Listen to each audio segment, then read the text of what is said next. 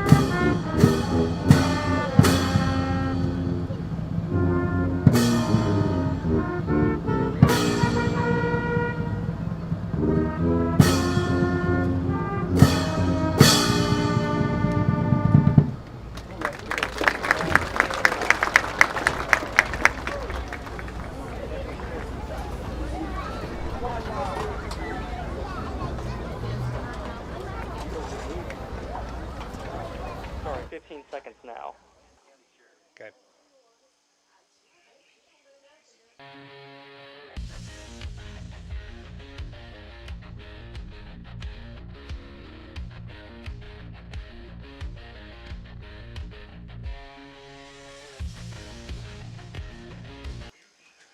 Wayne County football fans, welcome back into Wildcat Football on Big Oldies Radio. Again, coming to you tonight from Bruceton Central High School in Bruceton, Tennessee, where the Wildcats are on the road up against the undefeated Tigers of Bruceton Central.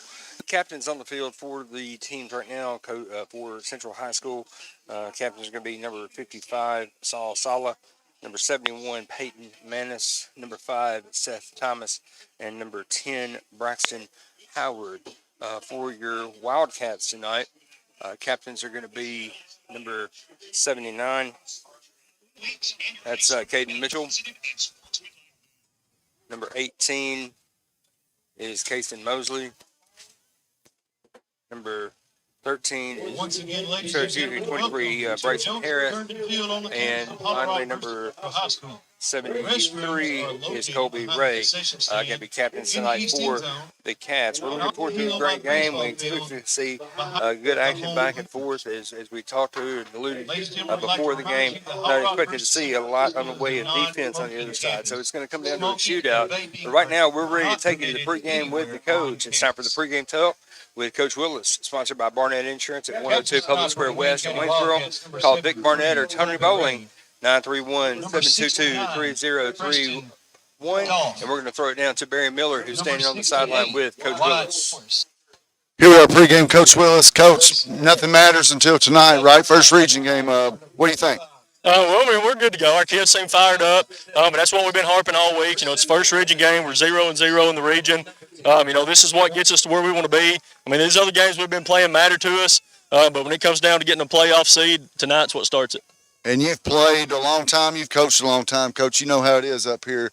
It's kind of a different environment. What are we expecting tonight from this environment? I mean, it's a good environment. We've played in some good environments this year already at Summertown, McNary Central, and even our home field. But it is a good environment up here. I mean, these fans love football just like our fans love it. So we got to take care of what we can handle in between the lines down here and not let the outside noise get on us. All right, good luck, Coach. Thanks. Appreciate it. The pregame interview. Back to you, Jacob. Our pregame interview with the coach has been brought to you by Barnett Insurance at 102 Public Square West in Waynesboro. Call Vic Barnett or Tony Bowling at 931-722-3031. And as Coach Willis just indicated here, you know, it's not a different ball game, but it is a new game in the fact that we are beginning region play tonight. So, yes, those first 4 games mattered. They do count toward the record, but they don't count toward anything when it comes to region play and playoff seeding and things of that nature. So tonight is really where the season really begins. You've had 4 games to get a good look at what your team has. You've got an opportunity now to get into region play and really have one that really matters as far as the records are concerned. Just like we were 1-3 on the year, but both teams 0-0 as this is the first region contest for both teams this season. Looking forward to bringing you a lot of action tonight. Hope you'll stay right here with us and just stay with us for the entire game. Our Wildcats are now getting ready to take the field. Wildcats tonight on the road wearing their road uniforms, their white jerseys, white pants trimmed in black with black helmets with the gold cats inscribed on the side for Rock-Bruceton Central. Blue jerseys, white pants, white helmets with the Rock-Bruceton Central logo on the side and silver numbers on the jerseys. Captains are out at the field with the officials for the coin toss, and the coin toss is taking place right now as we speak. Looks to me like the Tigers, looks like they won the toss. We'll get the official word on that here in just a moment as the gentleman in the white hat is out there conducting the meeting. He does indicate that Rock-Bruceton won the toss, and they're going to defer their option to the second half. So the Wildcats are going to start the game with the ball on offense, and it looks like they're going to be going right to left on your radio dial. So the Cats going to receive the opening kickoff, going right to left. Rock-Bruceton's going to be on defense to start as they defer their option to the second half. And I tell you what, Barry, we caught that pre-game interview with Coach Willis. You know, it sounds to me like he's a little optimistic about what he might be able to get out of his team tonight. Yeah, I mean, hey, you can't go into it thinking you're going to lose. No. So I think the guys are even, you know, hyped up a little different than what they were the previous weeks. Well, you know, and it's like we talk about, I mean, we get into region play, yeah, those first 4 games matter, but then at the end of the day, they kind of don't. You know, it's this game tonight. This is really where the season starts. Yeah, I mean, you want to win every game, of course, but nothing matters in the seeding until tonight. So, right. So there you go. Yeah. So we got an opportunity tonight to come out here and play a really good, clean football game. Defensively, I think we're going to have to put some pressure on the quarterback, and if we're able to force a couple turnovers, that would be that would be big as the fireworks go off as Rooston takes the field. And I wasn't even going to bring this up, Jacob, but I am for all the fans that are listening or watching. Coach Willis don't have to do this. No. He don't have to do these interviews. No, he does not. And, things haven't been going really well, and, I tip my cap to him because it would be easy for him just to send us a text saying, hey, I'm not doing it. Right. So I just want to say, and he'll probably never see this or hear this, but I just want to thank him for giving us pregame, halftime, and postgame interviews. Yeah, there's absolutely nothing written into his Yeah. employment agreement or anything like that says he's got to talk to the radio guys. Yeah. But he does so, and he talks to us before the game, mid-game, after the game, and really kind of puts himself out there. So, And that goes towards his character right there. Absolutely. I'll be honest with you. If things didn't go good for a couple games, I'd probably be messaging you, Jacob, saying, "Hey, dude, I'm not going to make it tonight for that post game." Absolutely. And so far this season, the only one he hadn't made it up for was Summertown. And brother, I'll be honest with you, I don't know that I would have come up that night even if we'd won the game. Well, That field was not conducive to getting to the press box. No, I needed a taxi to get up here from that Summertown game. I mean, that was a haul right there. Yes, it was. Yes, it was. Well, we have had the coin toss, and again, as we said, Bruceton won the toss. They deferred their option of the second half. Cats are going to start the game receiving the opening kickoff. Number 12, Tanner Walters, is going to be ready to kick the ball away for Bruceton, back deep to receive the kickoff for the Cats. Number 35, Daniel Pike. Number 27, Dalen Van Fleet.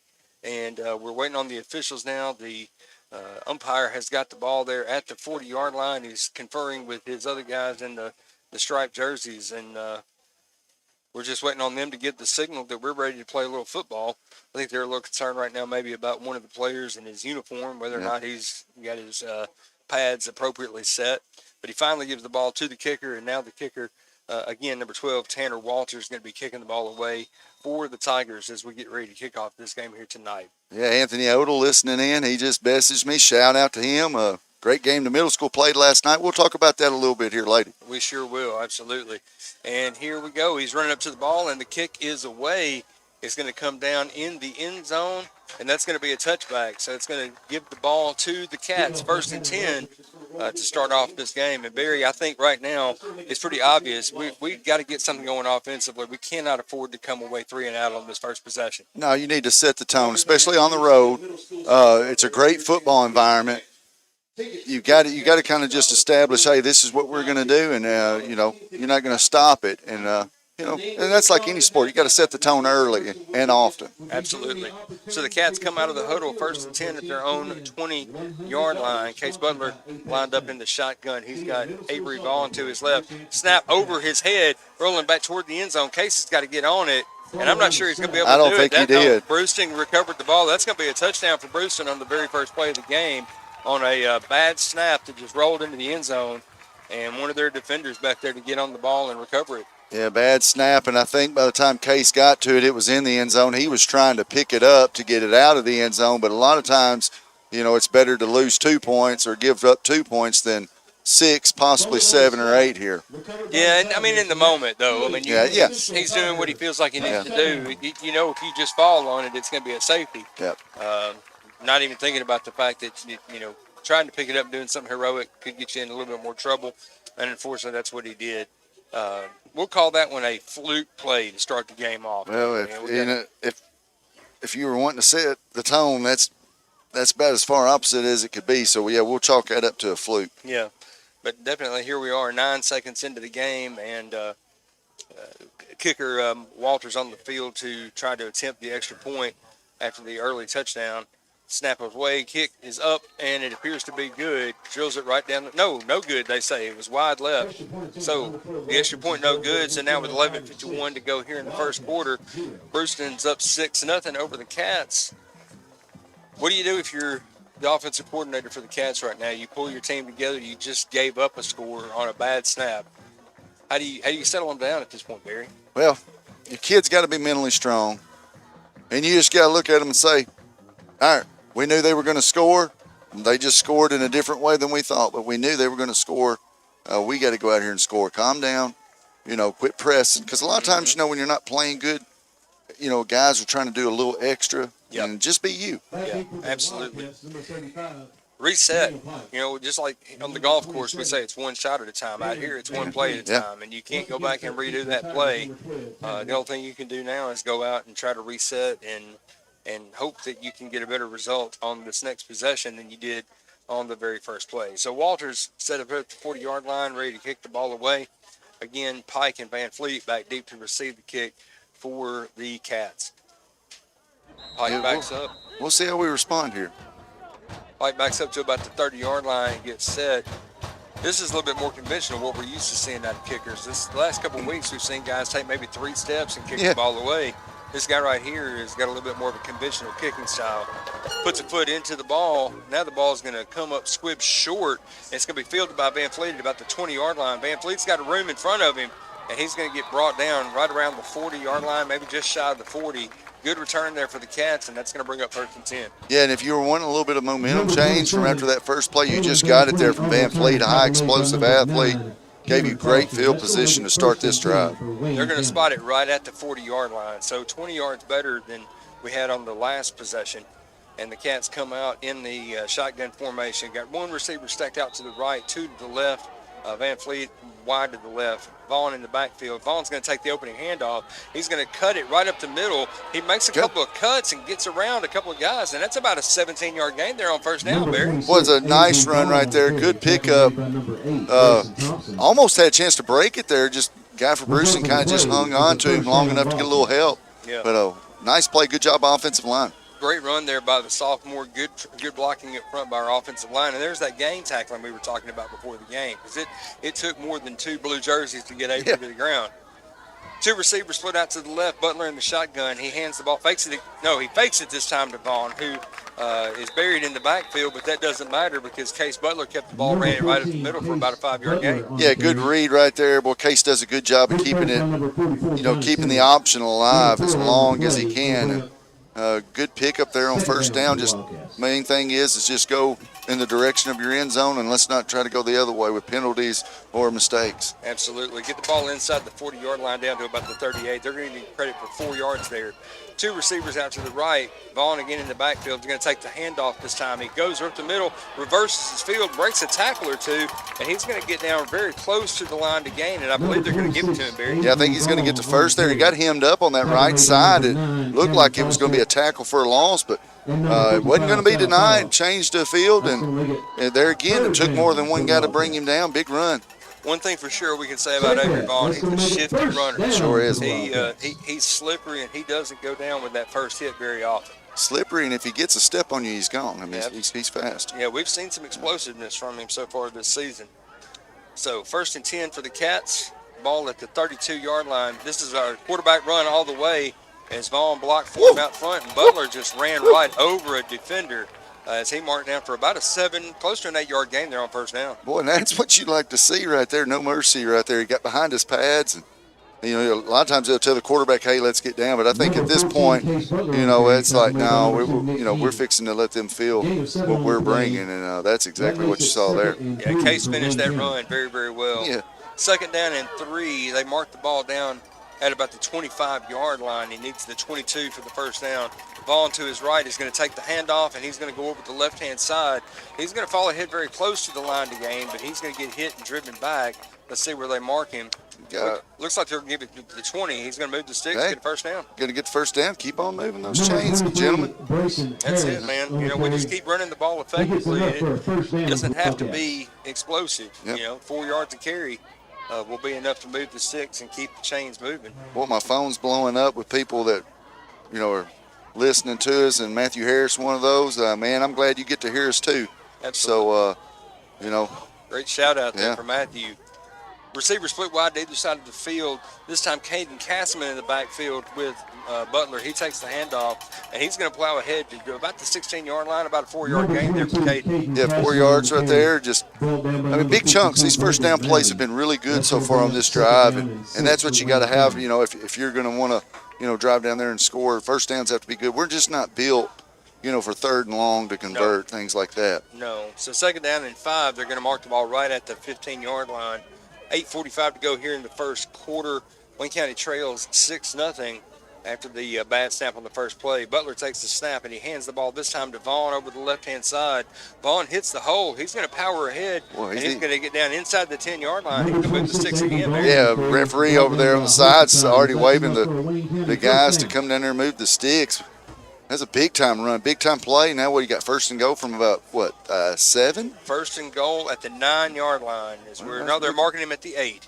So 1st and goal at the 8. We need 8 yards to get the pay dirt, And I tell you, the way that Vaughn and Castleman have been running on this possession, you just keep giving it to them. The offensive line is opening up. Yeah, don't change a thing. Butler in the pistol. He's going to hand the ball to Vaughn this time over the right-hand side. And Bruceton, give them some credit. Bruceton diagnosed that one pretty well. Yeah, they did, but he still fell forward, picked up, 3? Number 26, Avery It looks like Vaughn. they're going to mark him down at about the 5-yard line. He got down there, and now we've got a player down. Looks like Central has a player down on the field. So we'll get a timeout stoppage of play here as they go attend to the injured player. You get a lot of gang tackling, guys falling on each other. It's a good way to hurt ankles and knees. Absolutely, and we'll hope it's nothing too serious at this point. We don't want to see anybody get hurt. I don't care what jersey they're wearing.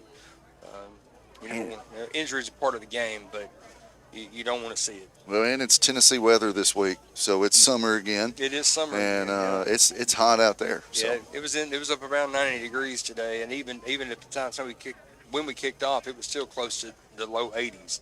The humidity is definitely up there, so hot on that field, and if your guys haven't hydrated well today, they're going to feel it. Looks like he's okay. He's walking off under his own power. And, that's good. Yeah, hopefully he'll be all right. But now, second down and goal with the ball at the 5-yard line. Vaughn did pick up 3 yards, even though they kind of stuffed him there. He was able to fall ahead and get 3 yards on that. So a good push by the offensive line and a good run by the sophomore. Yeah, and we're not the field goal kicking team, so you get 3 plays here to score. 3 plays to get 5 yards. Well, we did see Hunt kick some a little bit in the pregame. He was warming up a little bit like he might take a shot at it. Maybe, but I think when we're down this close, you got to score points with this team we're playing tonight. Yeah, absolutely. We still got 2 cracks, and Butler goes under center this time. He's got Vaughn and Castleman in the backfield with him. The dive ahead to Vaughn, and he's going to fall into the end zone. Give Avery Vaughn 6 points.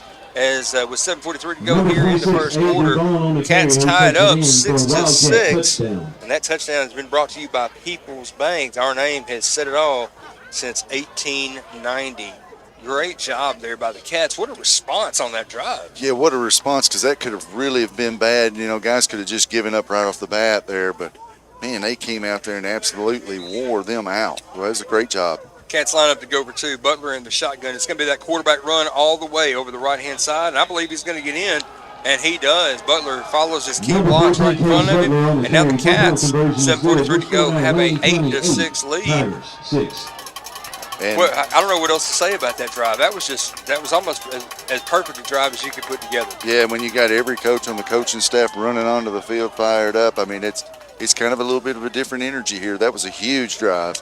Yeah, and after, like I said, after the fluke on the very first play, they could have just folded up right there at that point and started feeling sorry for themselves. But instead, they got it together. Clean snap, clean handoffs, clean runs, good blocking up front. That is an offensive unit doing exactly what they've been coached to do. Yeah, and that speaks a lot to their mental toughness, because they're kids, and we all know kids are kids. Yeah. And they've been through a tough few weeks. Yes, and it would have been very, very easy for them to say, well, same old, same old. Let's do it halfway and go to the house. But, no. Great job for them boys down there. Proud of them on that one. That for sure. This team is showing that they want this game here tonight. Back deep to receive the kickoff for Bruceton, number 1. That's Brady Roberts, and number 8 is going to be Grayson Thompson. Hunt kicked the ball away for the Cats. Brady Roberts. And number 2, Nick King. Hunt has been we talked about it in the last couple of weeks. Hunt's been a very good weapon for the Cats this season, both kicking the ball off the tee as well as punting the ball when he has to. He can flip the field. He's been such a weapon, especially last year. He was, man, what a weapon. And this year he's picked up where he left off. Yep. So Hunt lines up and kicked the ball away. 8-6 the score. Cats out in front here with about 7.5 to go in the first quarter. Hunt runs up, he puts his foot into the ball. It's going to be a high spinning kick going to come down to about the 25-yard line where it's going to be fielded. And now we're going to get reversal of field coming around to the right-hand side. He's running to the sideline. He's going to get brought down right just shy of the 30-yard line, and that's where Bruceton's going to take over 1st and 10 at their own 29. Yeah, I think Peyton Griggs right there just hung on to a shoe for dear life and tripped him up. Good job right there. Yeah. Good coverage. One of the players for Bruceton lost his helmet on that play. I'm a little surprised they didn't blow the whistle dead at that point, because that has been kind of a focus on player safety. They let it play out, and like you said, Griggs did a great job of getting King to the ground and not letting him blow it up the sideline. So now we'll take a look and see what Bruceton's offense is going to do here on their first possession of the game, as the Cats lead 8-6 with 7:26 to go here in the first quarter. Here we go. Do we see Gunslinger right off the bat? I don't know. We'll see. Howard's in the shotgun. He's got one receiver to his left, two to his right. He's got one running back in the backfield with him. He barks out the signals. He takes the snap. He fakes it to the running back, and we're going to get a flag here. Yep. False start to start the game. Yeah, definitely a false start there. There's just a tiny bit of movement right there. Good call by the official.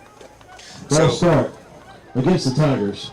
Braxton Howard, the quarterback, and in the backfield with him is Corbin Brown. We're going to expect to see a lot of those two players here tonight. And then, of course, Brady Roberts, number 1, is their leading receiver. He's averaging just under 90 yards a game receiving so far. So now the Tigers come out 1st and 15. They're in the exact same formation with Howard in the backfield barking out the signals. He turns and says something to his running back. Now he takes the snap, fakes it once again, and he's looking downfield on the first play. Oh, right through the defender's hands. Ullman was right there, was in good position to make the pick. He just went through his fingers, Barry. Well, as soon as he let that ball go, I knew he was overthrown, and it was just kind of sitting up there, and I thought, we're fixing to pick this. Yeah. And, boy, we had a good chance to do it, too. Yeah, David Ullman in coverage back there did a really good job being in the right place at the right time, and ball flips through his hands, falls to the ground, incomplete. So they can move the ball back to the original line of scrimmage at the 25-yard line, which is going to be 2nd down and 15. They get the play call, they break the huddle and come to the line of scrimmage. Your Cats showing a 4-3 look defensively with looks like a man-to-man defense on the back end, Barry, here. Mm-hmm. Howard barking out the signals, running back to his right. This time he hands the ball off to Brown, who goes left, cuts it back up the middle. He's going to fall ahead to about the 28-yard line, 3-yard gain there. Cats collapse on the play. Yeah, good job of defense there. Now you got them in a 3rd and 11 situation, 3rd and 12. Exactly what you want to do. So. Exactly, 100%. You're 3rd and long on the first possession, and it feels weird to say it's their first possession, even though they've got points on the board, but this is their first possession, so you got an opportunity now as a defense to get off the field, get the ball back to your offense, and really make a statement here early. Yeah, get to basically tell them, hey, this offense isn't as good as you're telling us. 2 receivers split wide to the right, 1 to the left. Now he's going to bring a man in motion from the right to left across the field.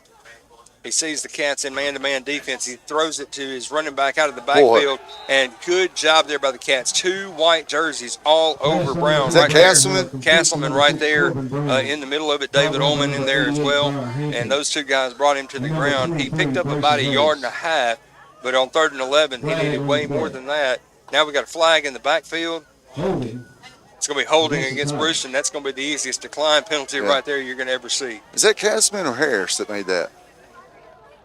23? 23. That may have been Harris. Harris, what a play. Yeah. Because the play was designed for them to get it out there quick, one-on-one, make a move, and Harris broke down. Great tackle right there. Yeah, you get the ball out to your hands of one of your playmakers, Brown out of the backfield, and you get the ball in his hands in space. He thinks he's just got one man that he's going to miss, and the Cats defender said, no, sir, you're not going to get around us. And so now Tanner Walters on 4th and long lined up in punt formation. Van Fleet back deep to receive the kick for the Cats.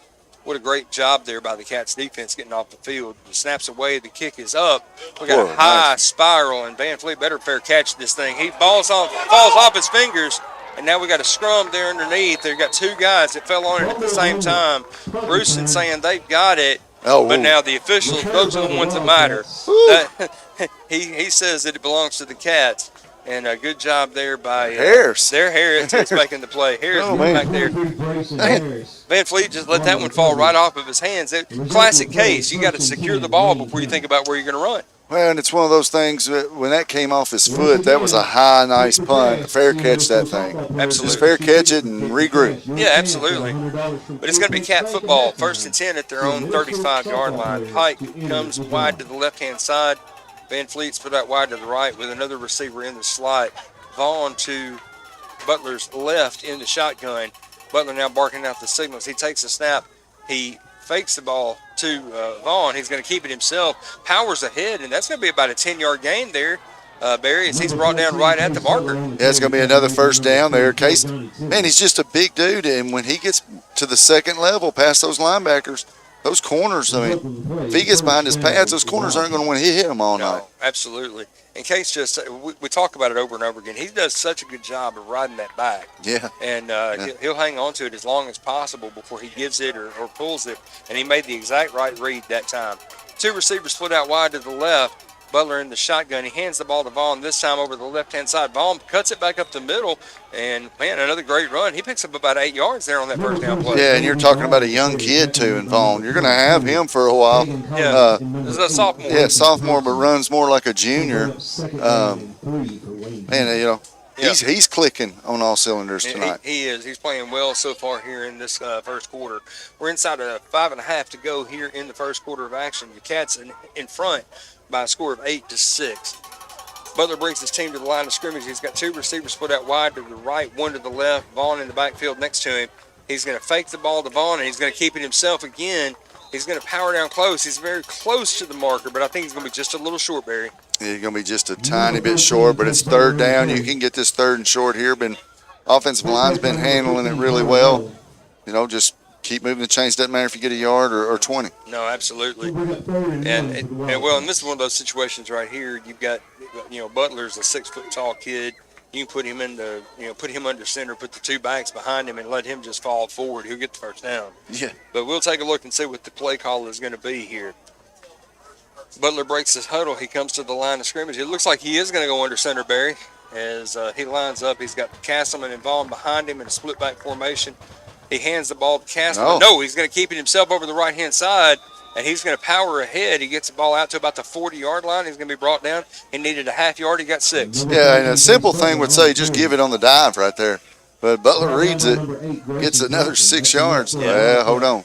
Oh, now we're going to get a holding. So a holding penalty, going to bring it back. So that's going to be 10 yards, and that's going to move the ball back to about the 45-yard line on the other side of the field. So instead of it being 3rd and short, it's now going to be 3rd and they're only marking it back to the 49. So it's going to be 3rd and 6 now for the Cats, and that's going to change things just a little bit, I fear. Yeah, that's going to change a lot of things because, we're just not built for these long 3rd and longs. No.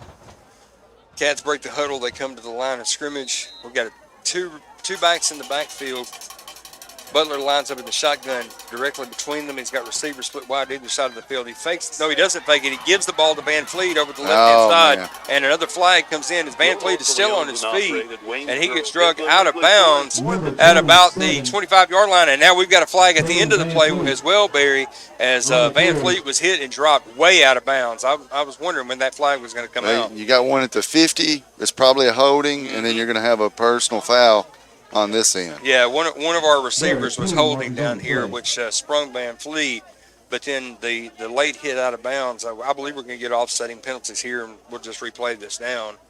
The officials out there at about the 43-yard line having a conference right now, and Van Fleet came up a little bit gingerly. He's heading over to the sideline. Hopefully he'll be okay. Well, and he's battling some ribs from last week. That's another reason he needs to just fair catch these punts. Yeah, absolutely. Because we need him helping. So we've got holding against the Cats and the personal foul against the Tigers. That's going to be offsetting penalty. So they're going to mark it back down at the 49-yard line. We're going to do it all over again. Yeah. Just play it over again. Bruceton's coach out there talking to the officials saying, hey, it didn't look to me like he hit him that far out of bounds, but he was almost to the bleachers when he got brought down. So I'm not sure you're going to win that argument. So the Cats in the huddle, they move the ball back to the Cats' 49-yard line. The Cats need the 45 to get the first down. So it's going to be 3rd down and 6 as the Cats are going to basically reset and hopefully we'll get the same result out of that play without the flags. That would be phenomenal. We got 4:03 to play here in the first quarter. Cats out in front 8-6 here early in this contest. But this is a critical third down, and now the official talking to Coach Willis on the far side of the field. I think he's saying it was after the play. Yeah. So with it being a dead ball penalty, it should be a first down. Yeah, but I'm not really sure how that works. You're getting well. If it was after the play, if they called it a dead ball foul, then he's 100% right. You would mark off the holding penalty against the Cats, and then you would enforce the 15-yard penalty against the Tigers, and it would bring the ball down here to the 40-yard line. It'd be first down. But they're saying that the late hit. They're not calling it a dead ball play, even though the official threw flag up in the air as though it was a dead ball foul. Now, Butler going to keep it himself. He faked it to Vaughn, and he got brought down right at the line of scrimmage. Good play there by the Tigers defensive. Yeah, Bruceton kind of blew that up right there. Played that one well, that option. So it's going to bring up fourth down for the Cats. 4th and 6, no gain on the play. And Hunt out there on the field to punt the ball away for the Cats. Back deep to receive is going to be number 1, Brady Roberts, as he's going to float back to receive the punt.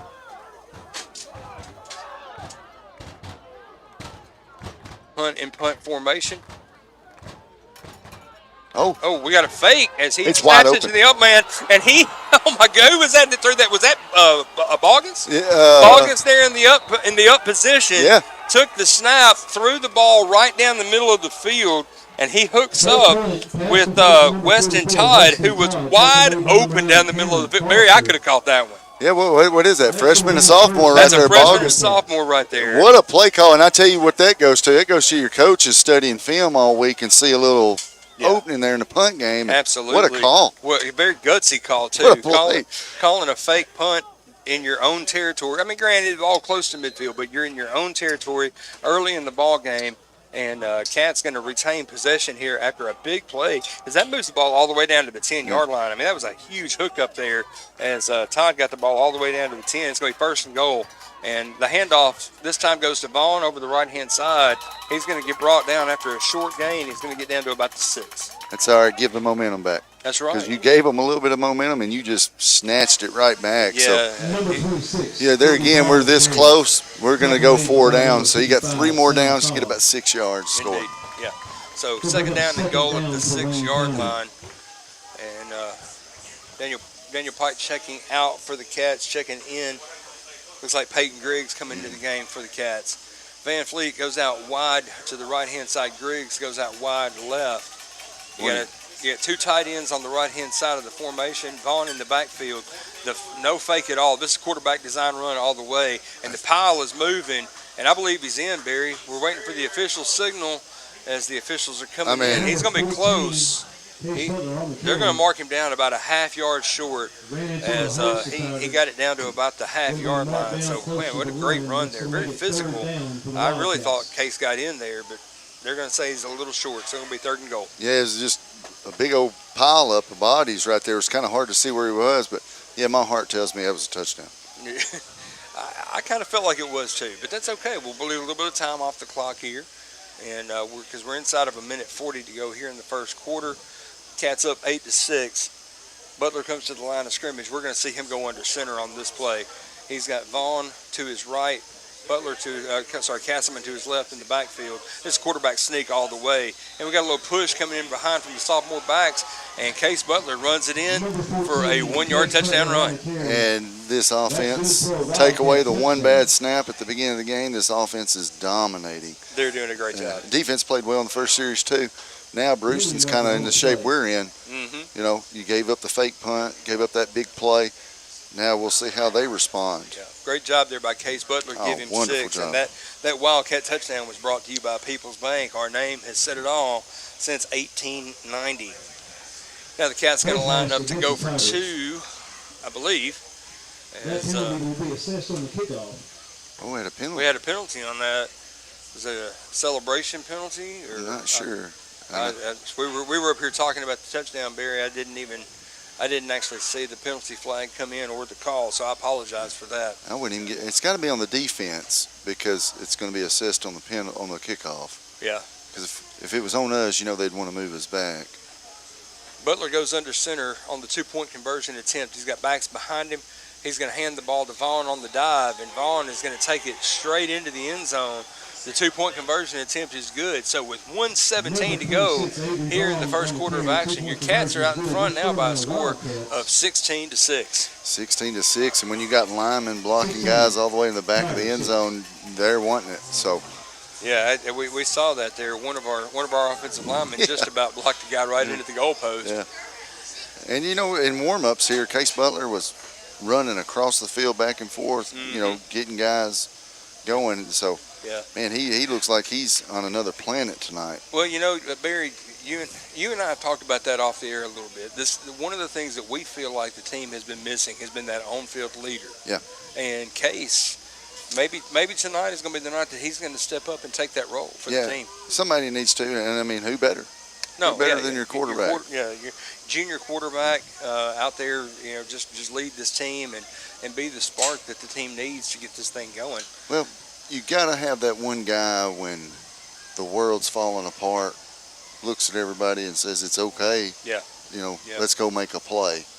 So now the kickoff, the official marking the tee down at the central side of the field on the 45-yard line. So, that 15-yard penalty went against the defense, and they're going to mark the penalty off here on the kickoff. So Hunt going to kick the ball off from the 45-yard line here. Boy. Well, I tell you what, there's part of me that says, let's onside kick it right. here. Let's steal another possession. Why not? That's what we do anyways. We pooch it to about the 35 and onside it. Worst come to worst, they get the ball on the 35. Yeah, so, you're got nothing to lose. You're not going to give up a whole lot of field position if you try it right here, Or they might do that little sprint. Yeah. That little quick kick. And we're watching right here, Hunt. Hunt is lining up as though he's going to kick it deep. He's got his team lined up across the field right at midfield. Of course, if you're a kicker, you're wanting to kick it in the end zone. Absolutely. So this might be his chance. Yeah. Hunt runs up, he puts his foot into the ball, and he is going to drive it into the end zone. That's going to be a touchback all day long right there. So they're going to move the ball out to the 20-yard line, and Bruceton's going to take over first and 10 at their own 20. So far, Barry, we've seen what we wanted to see tonight. The offense, with the exception of that one play, the offense is clicking on all cylinders. Defensively, you've played well on the one possession that we've seen so far. We just keep this energy going, and we got a game. Yeah, and, somehow you stop them here because, I'm just going to be honest with you people that are listening and watching, they're going to score. They're going to score some points. Yeah, they're going to score. Yeah, the thing is can you get another huge stop here, possibly a turnover? Yeah. And with our ground game and clock burning that we do, really puts a team like this in trouble. Realistically, we had a good shot at a turnover there on the first play. We just didn't quite convert it. Howard brings his team to the line of scrimmage. He's lined up in the pistol formation with the back behind him. He's going to pitch the ball left, and we got flags down on the field again. Another false start's going to back him up 5 yards. I would anticipate that being the call. We're watching to see what the official says coming in. We got dead ball. Offsides against the Cats. So that's not what you need. Why did they blow that one dead? An offsides call they should have let that play go. Unless there was contact, you're right. They should have let that go. Because when typically they're not going to blow the play dead unless it's against the offense. But first and 5 now as they move the ball down to the 25-yard line. And if you're Bruceton with the gunslinger, you got first and 5. This might be your shot to go deep. Trips formation to the left-hand side tight, one to the right. The fake pitch to the running back out of the back. There, the ball's loose. The ball's out. Oh, my goodness. Man. As the ball kicked away, Case Butler had a chance to fall on it, and somehow or another, I think it hit his knee or whatever. It just kicked away from him back to the 25, and there were 3 players from Bruceton just to be able to fall on it right there. Man, 2 Cats had a chance to get that football. What a big play that would have been. Well, but, it got kicked around, went right to 3 Bruceton linemen, it looked like. And, that's a big play for Bruceton right there. When the breaks go your way, you got to make them count. So now Bruceton breaks the huddle. They come to the line of scrimmage. They've got 1 receiver split out wide to the left, 2 to the right. Running back in the backfield is going to be Nick King. Now we're going to bring some men in motion. They're going to flip the formation, bring the tight end to the other side of the field and the running back to the other side. The handoff goes to King over the right. and he's going to get driven out of bounds. Great job there by the Cats stringing out that play and running him straight out of bounds for no gain. Actually, a little bit of a loss. Yeah, and I think it was Van Fleet, and I know I'm leaning over the window getting in your way. Sorry about that. No, you're fine. But, yeah, Cats are just, man, 3rd and long right here. You've done it again. Put them in a 3rd and long. 3rd and 8, yeah. Ball at the 22-yard line. I found out from John Harper the penalty on the touchdown was a face mask. Face mask penalty on the touchdown. Okay. Thank you, John Harper, for that assist. We appreciate you, brother. 23.2 seconds to go here in the first quarter. Cats lead 16-6 in a critical 3rd and 8 for the Tigers. Come to the line of scrimmage. King in the backfield with the quarterback Howard to his right. Brings a man in motion across the formation. Oh, wow. There's the snap, and he's looking down the field. He wants to find somebody. He's got number 12, that's Tanner Walters, and he's going to be right at the marker. They're going to give it to him. He needed 8. He got 8.5. And if you watch that snap, he wasn't ready for it. He was not. It stuck in him. That's another lucky break they got. Nobody was ready for it, really. No, nobody was ready for that snap at all. So they moved the ball down to the 31-yard line. He needed the 30. So he 1st and 10 for the Tigers. And there we go. Now we're winding the clock. I was trying to figure out why the clock wasn't running. I know they stopped it to move the sticks, but now the official winds the clock. I believe that's going to be the last play of the first quarter. I doubt we're going to get another play in here as the clock winds inside of 10 minutes. Bruceton does break the huddle, and they come to the line of scrimmage, but I'm not sure they're going to get it off in time. And that is going to be the end of the first quarter. So at the end of the first quarter, your score, Wayne County 16, Bruceton 6. We'll be back with second quarter action. You're listening to Wildcat Football on Big Oldies Radio. And you are... Tiger fans, you have one more quarter to purchase your...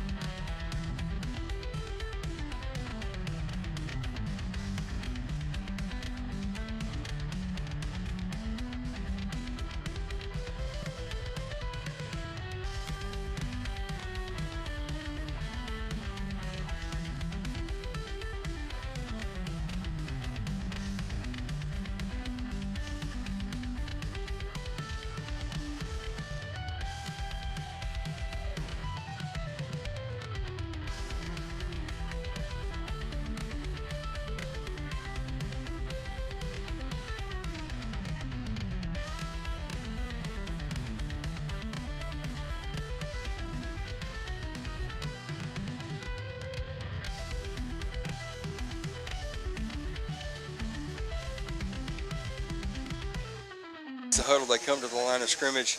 Howard in the backfield. He's got 2 receivers split out wide to the left. He's got a running back behind him in the pistol formation, 1 wide to the right. So the defense spread out very wide across the field. 1st and 10. He barks out the signals. He takes the snap. He hands the ball to his running back, who got rocked right there at the line of scrimmage. That who is that? Number 55. Tackle made by number 55, what a hit there by Landon Smotherman, getting in there and taking Brown to the ground. What a big play for the Cats. What a smash mouth hit. You talk about penetration. I mean, he got in the backfield just about before the ball did. And Brown had about a half a second to secure that ball before Smotherman did exactly what his name says and smothered him to the ground. Yeah, and it outweighs him probably by about 100 pounds. That was a big hit. Nice play right there. Very big play for the Cats. Brings up 2nd and 11 after a 1-yard loss there on the first down play. Tigers come to the line of scrimmage. They've got 2 receivers split wide to either side of the field. This time, Brown, the running back, to the right of the quarterback in the shotgun formation. He's barking out the signals. He takes a 3-step drop. He's looking down the left-hand side of the field, and he drops the pass. He had his receiver right there in midfield. Pass intended. Got a flag too, Jake. We got a flag on the play there. That pass was intended for Braxton Laws, and it just bounced off of his hands to the ground. Let's take a look and check the flag here. Defensive holding. Yeah. So was that 5 yards and first down? Mm-hmm. So we're waiting for the official to come back and give the actual infraction. I'm not sure what he's doing. He's talking to his guy out there like he should have the call. It should be an automatic first down, right? Yeah. If it's defensive holding, it's going to be an automatic first. But we're waiting to see. They are pointing as though they're indicating the play going against the Cats, but this is the second game we've crossed the Tennessee River. Yeah. So we got these West Tennessee crews, brother. Yeah. A little different when we cross that river, isn't it? A personal now they're foul. calling a personal foul against the Cats. Now I didn't see anything that was that egregious. So now we've got 2 penalties. They call holding against the Cats. Of course, they're going to decline the holding penalty. They'll take the personal foul to get the additional 10 yards. I'm not sure what that was. Could it have been a late hit on the quarterback? I mean, I don't know. I didn't see anybody hit him. Well, I didn't see a flag back there. I didn't, yeah. But that was a good ball he threw. Man, what a good ball. Yeah. Cats, without the penalties, got lucky that it wasn't called. Oh, absolutely. And I believe if the receiver caught that ball, he might still be running at this point because he had a lot of green grass in front of him. So now they come to the line of scrimmage. Rooston at the 45-yard line, 1st and 10. He's got 3 receivers to the left, 1 to the right. Running back to his left as he lines up in the shotgun. He's barking out signals. He takes a snap. He's going to take a short drop, and he's looking down the right-hand side of the field. Van Fleet in coverage, and there's a fight for the football. Let's see who comes down with it. Bruceton is going to catch it and bring it down. Seth Thomas just took it away. Van Fleet was in good position. He just couldn't make the play. Yeah, good position right there. It was, kind of a jump ball there. Van Fleet, I thought, was going to come away with that, but give credit right there to Bruceton coming away with that. Yeah, Seth Thomas back there, he wanted it a little bit more on that play. Yep. Now they're coming to the line of scrimmage. They've got the exact same formation. They're just flipped to the other side of the field. 3 men to the right, 1 to the left. Running back to the left of the quarterback. Quarterback takes a snap. He throws a little bubble screen out to the receiver on the right-hand side. He's got some blockers, and he's going to fall ahead for about a 7-yard gain. Yeah, and if you miss that initial tackle on that screen out there, that bubble screen, that guy's got a lot of room to run. So yeah, absolutely. And that's what they want. They want the one-on-one, make that guy miss, and it worked out well for him right there. Yeah. That 6-yard pickup on that is going to move the ball down to the 16. It's going to be 2nd down and 4. We got about 10 minutes to go here in the second quarter. Again, Wayne County leading 16-6, but Bruceton is driving and threatening here in the red zone here on their possession. Howard brings his team to the line of scrimmage. This time it's an empty backfield. He's got 4 receivers going out wide to the left, 2 in the slot, 2 on the wide, 1 on the tight side on the right. And now we got a flag on the play. This one pre-snap. Check that. Timeout. Nope, no flag. A timeout taken. So timeout taken, I believe, by the Cats. Cats going to take their first timeout of the half. So 9:38 to go. The Cats take their first timeout with a 16-6 lead, but Bruceton driving here. Yeah, not a bad timeout though. No. Bruceton's kind of got us out of sync, just a little bit out of sorts. So this is the time to go over cover. Just make sure everything's ready to go. Yeah. Well, and that was good, and that was going to be an odd formation. It's the first time you've seen that formation there on defense. So you got 4 receivers coming to one side of the field. They're overloading the defense on that side. So if you're out of position and you don't have the guys over there to cover, you got to do something. Right. And go ahead, Jake. I was going to say the Cats still playing great football tonight, though. Yeah, playing really well. And this really the first timeout we've had for the whole half. Really? But don't wait. At halftime, got Beckett Miller, WMS Wildcat. Wildcats with a huge win against Lewis County last night, 16-6. So. Going to have quarterback Beckett Miller with us. We're looking forward to that at halftime, so stick around with us. Bruceton now in that same formation. 4 receivers split out wide to the left, 1 to the right. Quarterback fakes it to the left. He's throwing it to the corner of the end zone. Roby Brown back in coverage does a great job of breaking up the pass as the pass falls incomplete. Boy, I'm glad you got that look, because the only thing I could see was a linebacker running towards it, and I thought, oh no, he's made a move and he's wide open. But No, Roby was back there in coverage, and he knocked that ball down, just did a great job, played the ball all the way, and got back there and made a good play for the Cats defensively. Going to bring up 3rd down for the Tigers, 3rd and 4. They're at the 16-yard line. They need the 12 to get the first down. And, yeah, that was one of those situations right there. They showed that screen play. He faked it, and then he threw it to the corner of the end zone, and give Roby credit. Great job. He didn't bite on the fake. He stayed with his guy all the way. And this is probably 4-down territory for them, as you're probably not going to kick a field goal back around this area. We'll see. Let's see if we can stop them on 3rd down. 2 receivers to either side of the field. Well, now they're bringing a man in motion. They're bringing over to the overload on the right. He's looking back left to the tight end side of the field, and an interception in the end zone. I think that's Roby Brown again, getting in great position to bring the ball out, and he intercepts the ball in the end zone. He's going to bring it out. He's not going to get it back to the 10-yard line, but what a great job there by Roby Brown. 2 plays in a row that he has put himself in wonderful position and just done a great job for the Cats. Yeah, I mean, that is teaching perfect DB right there. Yes. The way he played that perfect. If you want to watch and see how to play in that secondary a little bit, Brown just showed you right there how to cover. Man, what a play. 2 plays in a row for Roby Brown that he did a phenomenal job. Now the Cats have possession. They're backed up at their own 7-yard line. It's 1st and 10. We got 9:18 to play here in the first quarter. Butler is going to go under center, and now we've got a stoppage of play. I think Bruceton. Yeah, timeout Bruceton. Bruceton's going to take a timeout and regroup here. And so now Bruceton takes their first timeout here of the half. But I tell you what, you're exactly right. That was textbook defensive back play. Yeah, and Bruceton is feeling the momentum slip away, and the game possibly slipping away, because if our offense is on like this, we're going to eat up a lot of clock. Absolutely. We could theoretically eat up this entire quarter on this possession. And that's what I was going to say. If we score right here, we'd probably eat up the whole clock. Well, and that would be phenomenal. We'd be okay with that. And that, I think they're calling a timeout right here to get their troops together, saying, "Hey guys, we've got to have a stop." Yeah. So this right here is the most important series of the game, in my opinion. Yeah, at this point, I agree with you. This is going to be a critical possession for the Cats, critical for both teams, really. Yeah, but if you're Willis, you're looking at them saying, "Guys, we're whipping them." Yeah. They're tired. Controlling the line of scrimmage. Your offensive line is just blowing guys off the line of scrimmage and making big holes. And I tell you what, Barry, I'll be the first one to tell you, you probably wouldn't want to expect to hear this coming out of your pastor, but when it comes to this situation right here, I'm a little bit of a gambler. I would go play action right here and see if I could catch him over the top. I would. But that's not the formation. We got Butler under center with running backs behind him. He's going to fake it himself and keep it over the left-hand side. He's going to fall ahead, and he's going to get down to about the 15-yard line. A good run there on 1st down. Well, I like the confidence anyways. I do. Because they would not expect that at all. No.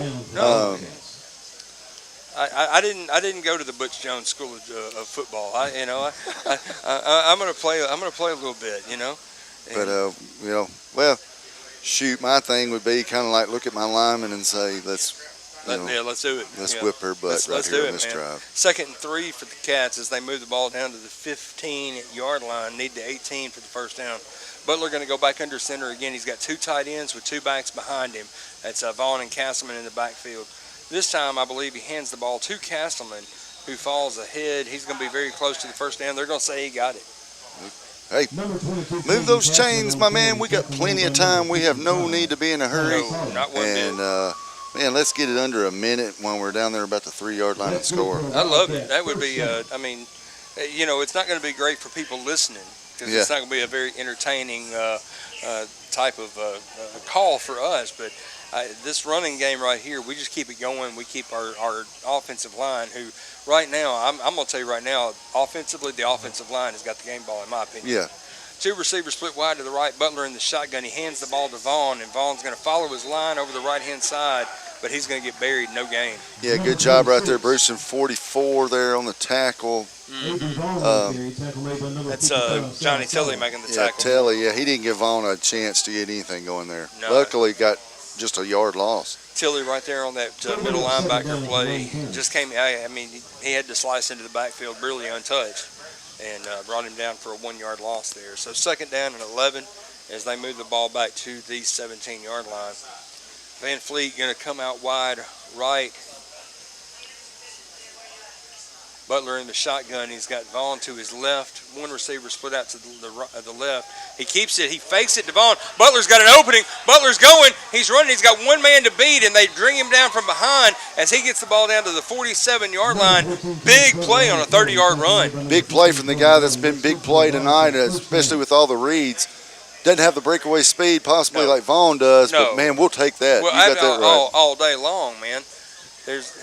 How about that? A 30-yard play to blow open, and now you get out of the shadow of your own end zone. Now you got a little bit more confidence in what you can do. Got a little bit more breathing room, and right now, I mean, you got a lot of hands on the hips right here for the defense.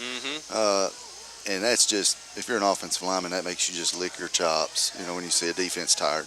Butler sends a receiver to either side of the field. The handoff to Vaughn this time right up the middle, and the pile being pushed ahead as he's going to get down to, I think he's going to be about that spot here. It looks to me like he got down to about the 47. They're going to mark him at the 49, so about a 4 or 5 yard gain there on 1st down. And there again, the first downs have been really huge for the Cats tonight. They played so well. We got a flag. We do have a flag. Personal foul against the Cats. What in the world was that? Who? Well, hold on. They put it. No, yeah, the referee was walking back as though it was going against the Tigers, and now the head official brings him back and says, no, you're marking it the wrong way. So we got a personal foul call against the Cats after a big run on 1st down. That's going to back the ball back up inside the 40-yard line down to the 36, and it's going to be let's just say 1st and long for the Cats here. 1st and long, that's not what you need. No. Boy, after a huge play right there and a great 1st down, 5-yard pickup, penalties we do not need. It's going to be about, we'll say 1st and 20 for the Cats. As they move the ball back to the 36-yard line. And this is going to be the first time in the game that we've really gotten behind the sticks. Yeah. 6.5 minutes to go here in the 1st quarter. Cats in front by a score of 16-6. Have the ball driving well, but then that penalty that, Barry, I got to be honest with you, I didn't see it. It had to have been one of the offensive linemen get a little extra push or something. I don't know, but we got 2 receivers put out wide to the right, 1 to the left, actually 2 in the backfield. This time the handoff going to Van Fleet over the right-hand side. He's going to sweep it around and get down to the 41-yard line, about a 5-yard gain. 5-yard gain right there, tough run from Van Fleet. Not a bad pickup right there. No, absolutely not. When you're looking at 1st and 25 yards can really feel good for you on 1st down. Yeah. 2nd and 15 for the Cats, moving the ball down to the 41-yard line. Well, Cats are playing a lot more physical than Bruceton right now, that's for sure. Absolutely. Yeah, our guys are playing like they wanted a little bit more. Now Castleman's going to check into the game for the Cats. Vaughn going to the sideline to get a little bit of a breather. Cats break the huddle and come to the line of scrimmage. You've got Pike and Griggs going out to the left-hand side. Van Fleet is staying in the backfield as Butler's in the shotgun. He's got Van Fleet to his right, Castleman to his left. Oh, no. And there's that high snap again. Butler's got to fall on this one. Don't pick it up, son. And he did a great job. He got back there and just fell on it. You're going to take a big loss right now. It's going to be 3rd and very, very long. 3rd and long for Wayne County. Basically 3rd in the field. Yeah. I mean 3rd and about 45, maybe? I mean, the ball's at the 15-yard line, and you've got to get the ball down to Bruceton's 43. Well, Butler had no chance of getting that snap. No. That's a bullet over his head. Yeah, and that's if there's anything you can point to tonight for the Cats that you can say has gone wrong, and that's 2 times tonight we've seen a botched snap. One of them resulted in a touchdown on the first play of the game for Bruceton. That time Butler did a great job. He got back, fell on the ball. Yes, you eat the loss, but you're not giving up anything crazy. And so now Butler goes under center, and I believe we're just going to run and punt and get back on defense. He's going to hand the ball to his running back. I believe that's Castleman over the left-hand side. As Castleman falls ahead, he gets down inside the 15. He gets down to about the 18-yard line. About a 3-yard gain there, but that's still bring up 4th and eternity, and this is going to be a punting situation without a shadow of a doubt. Yeah, I don't see you faking this one either. No, no. Big shout out to my favorite St. Louis Cardinal fan, Garrett Nutt. He said the personal foul was obvious. It was across the field, so that's why we didn't know it. But, Gotcha. But yeah, he's a huge Cardinal fan, so always nice to talk to him. Well, we can't all be right, But I got to be honest. The Braves didn't have a great season. Still not having a great season, and that's why we're into football season now. That's right. Baseball's over, brother. That's right.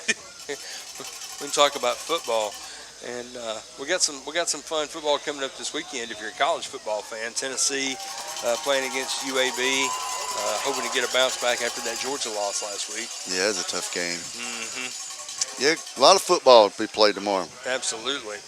We got a timeout taken as the Cats drove the ball down inside 3:33 on the clock. They basically took every second they could off the clock and called the timeout. We're facing 4th and 39 with the ball at the 18-yard line, and we anticipate seeing the Cats in punt formation as we come out of the timeout. So this is going to be a critical place right here, Barry. We're inside of the last 4 minutes of the first half, and, of course, Bruceton gets the ball to start the second half. So, we talk a lot about in football the last 4 minutes, the first 4 minutes, and that the game within the game, that is that 8-minute window. Yeah, and, it's bad. That snap hurts more than one way because now you can't flip the field. They're going to get great field position on this punt unless Hunt just comes out with a boom of a kick, which he can, but still you're probably thinking Bruceton's going to get great field position. Mm-hmm. They have a good offense. Yeah. The Cats been playing really well on defense. Yeah. This is a good chance for them to get a 2-for-1. Yep. Roberts back deep to receive the punt. He's lined up right at what would be the first down marker for the Cats. Hunt to kick the ball away. He's in punt formation. He takes the snap and he puts a foot into it. He's got a nice end-over-end punt, and he is not going to field it. The ball is going to take a nice little bounce for the Cats and roll down dead at about the 33-yard line where the Cats are going to down it right there. Pike gets down and downs the ball, and that's where Bruceton's going to take over. 1st and 10 at their own 33-yard line. Well, when I saw him not trying to field that punt, I thought, man, yeah, let's go, because they had a great chance to get excellent field position right there, but Hunt does it again. Yeah. Well, it was one of those deals. The ball kind of rolled forward a couple of yards, but then it just checked up and stopped. It didn't keep rolling, and that's, when you're dealing with a football, it's an odd shape. Footballs do crazy things, so they don't always do what you expect them to do. They sure do, man. So now Howard brings his team to the line of scrimmage. Cats lined up defensively, still showing the 4-3 formation here on defense. Now he's going to bring his team into the huddle, and the officials taking their sweet time getting back in position here. 3:33 to go here in the first quarter. Cats in front 16-6. And we got to keep, this is going to be a critical defensive play possession here for the Cats. Yeah, I look for them to throw something deep right here, maybe a deep slant, something like that. Just try to see if they can hit us on something. Got 2 receivers lined up here to the short side of the field, one out to the wide side of the field on the right toward the Wayne County sideline. Howard in the pistol formation. He's got a back in the backfield behind him. He takes a snap. He hands the ball off, and he's going to get hit right at the line of scrimmage. He falls forward, gets about 2 yards on the play, but a great job there by the Cats bringing him down. That's Dagan Collins on the play. Looked like he was going to get a big run there, but that hole closed up quickly, and he had about 2 Cats come in there with some big-time hits, and a third guy finishing it up. Yep. So bring up 2nd down and 7 as they give him credit for 3 yards. Howard brings his team to the line of scrimmage. We've got that same formation. Yeah, Willis is wanting that clock to be running. Yes, he is, and he should be. The clock should be running. I didn't see a timeout taken. He got tackled. It should have in the never middle stopped. of the field. No. They need to run about 25 seconds off this clock before they let him snap it because they should not have stopped the clock at all. Now the clock running. Bruceton in the shotgun. He hands the ball off again to Collins. Collins takes it ball down on the field, and I believe the Cats are going to have it. I think Wayne County's got it. Cats got it, yeah. Wayne County comes out with the football, but the officials. No way. The officials are saying there's no way he was There's down. no way he was down. This guy on this side's terrible. Yeah, that was a clear fumble. That ball came loose way before he hit the ground. That's bad. And the Cats come out with the football, but instead it's going to be 3rd and 3 as they mark the ball at the 40-yard line. Where's the replay official on that? That's right. He knocked that ball out way before he hit the ground. Yeah. Ooh, me. What a bad call. Man. 2:33 to go here. The clock running in the second quarter. Wayne County in front, 16-6. Bruceton has the ball at their own 40, 3rd and 3. Well, how you miss that? 2 receivers to the left, 1 split out wide to the right. Now we've got a flag. Delay a game, going to go against Bruceton. Flag on the play. So they're going to say delay a game. He took a little too long to get the ball snapped. Well, We'll take that 5-yard penalty. Takes your 3rd and 3 to 3rd and 8, but still plenty of time for Bruceton to score with their offense. Yeah, absolutely. This offense can get big chunks. There's no question about that. And 3rd and 8, when you got a good quarterback like that who can throw the ball on time and has receivers that can catch it, it doesn't take long to get it. So he's in the shotgun. He hands the ball off. Why are they not throwing it? And Collins is breaking tackles. He's stringing out to the right side of the field. He's still breaking tackles. He's loose going up the sideline, and he gets driven out of bounds, but he's still going to pick up the first down, Barry. Wow, and the Cats, terrible tackling right there. As the Cats had about 6 chances to get him for a loss, and turned it, into a first down? No, yeah, no, he stepped out way back there.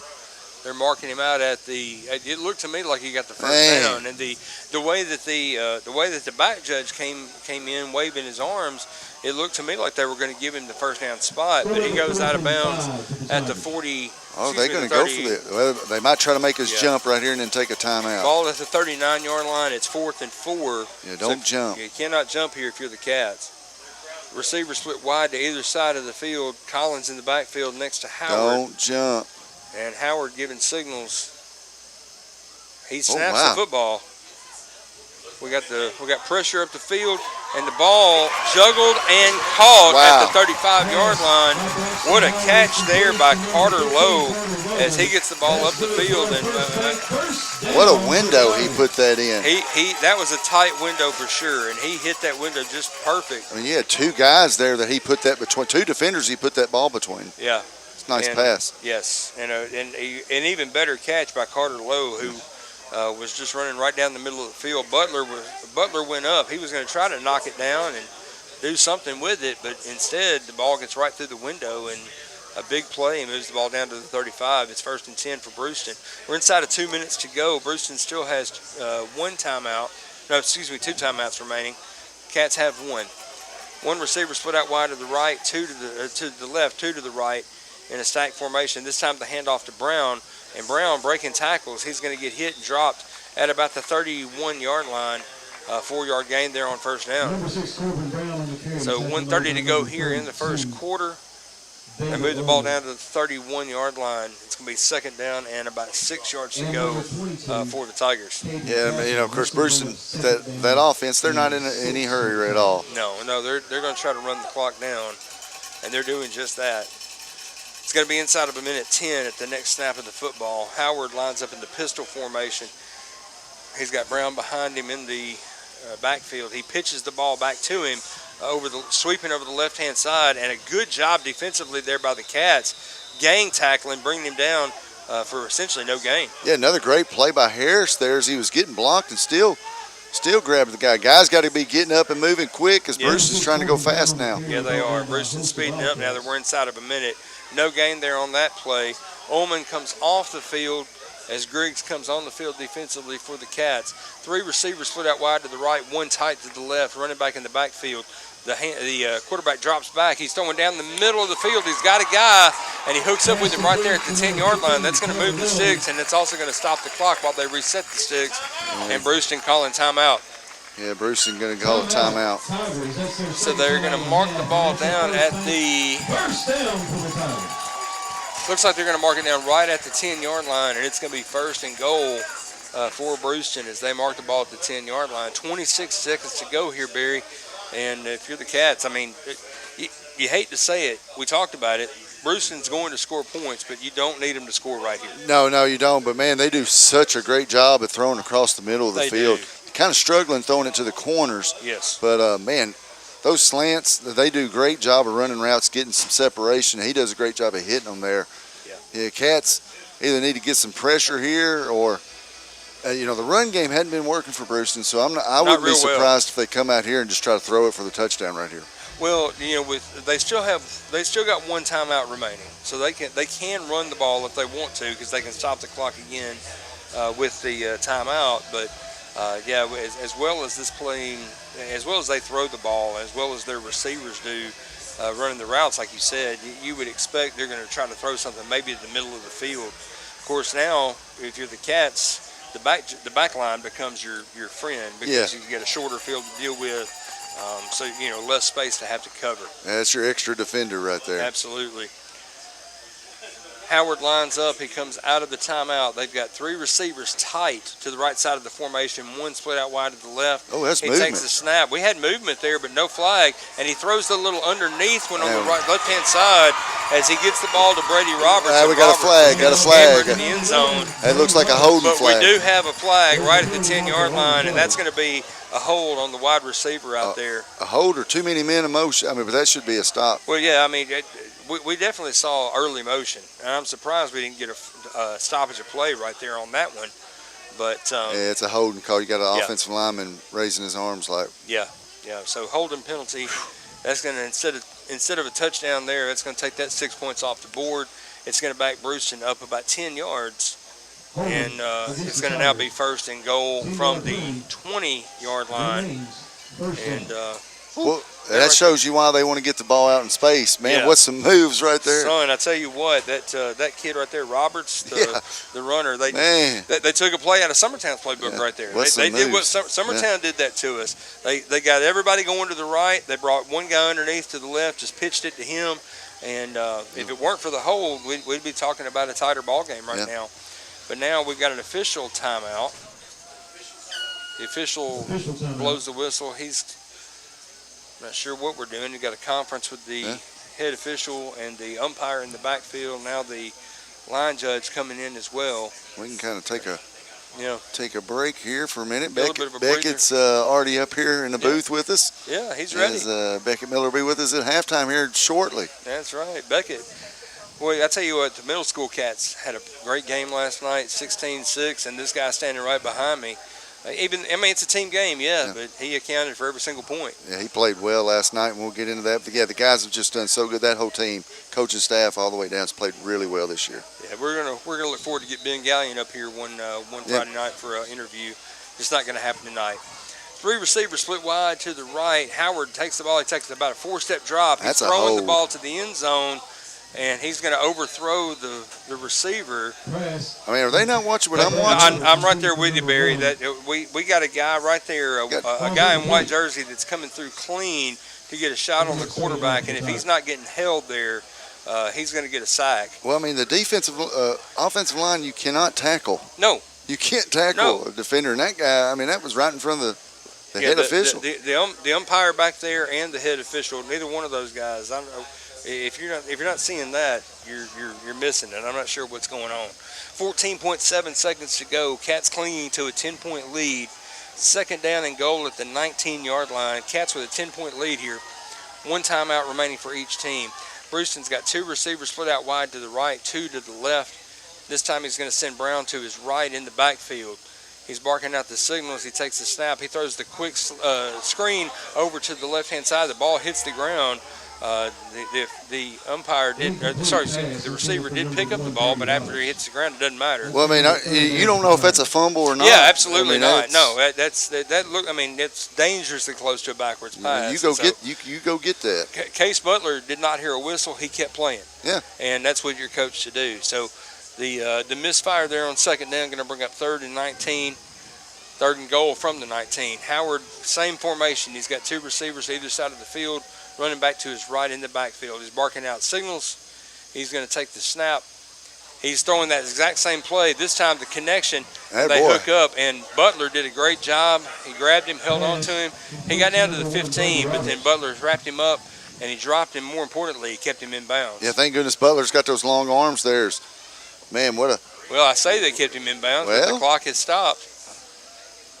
So it's going to be 4th down and goal. We got a timeout? Ball at the 15-yard line. And now the officials out there having a conference. I'm not sure. Hey, we got a timeout. Have to be. I didn't see anybody signal a timeout. Well, but I don't know. Is this just a...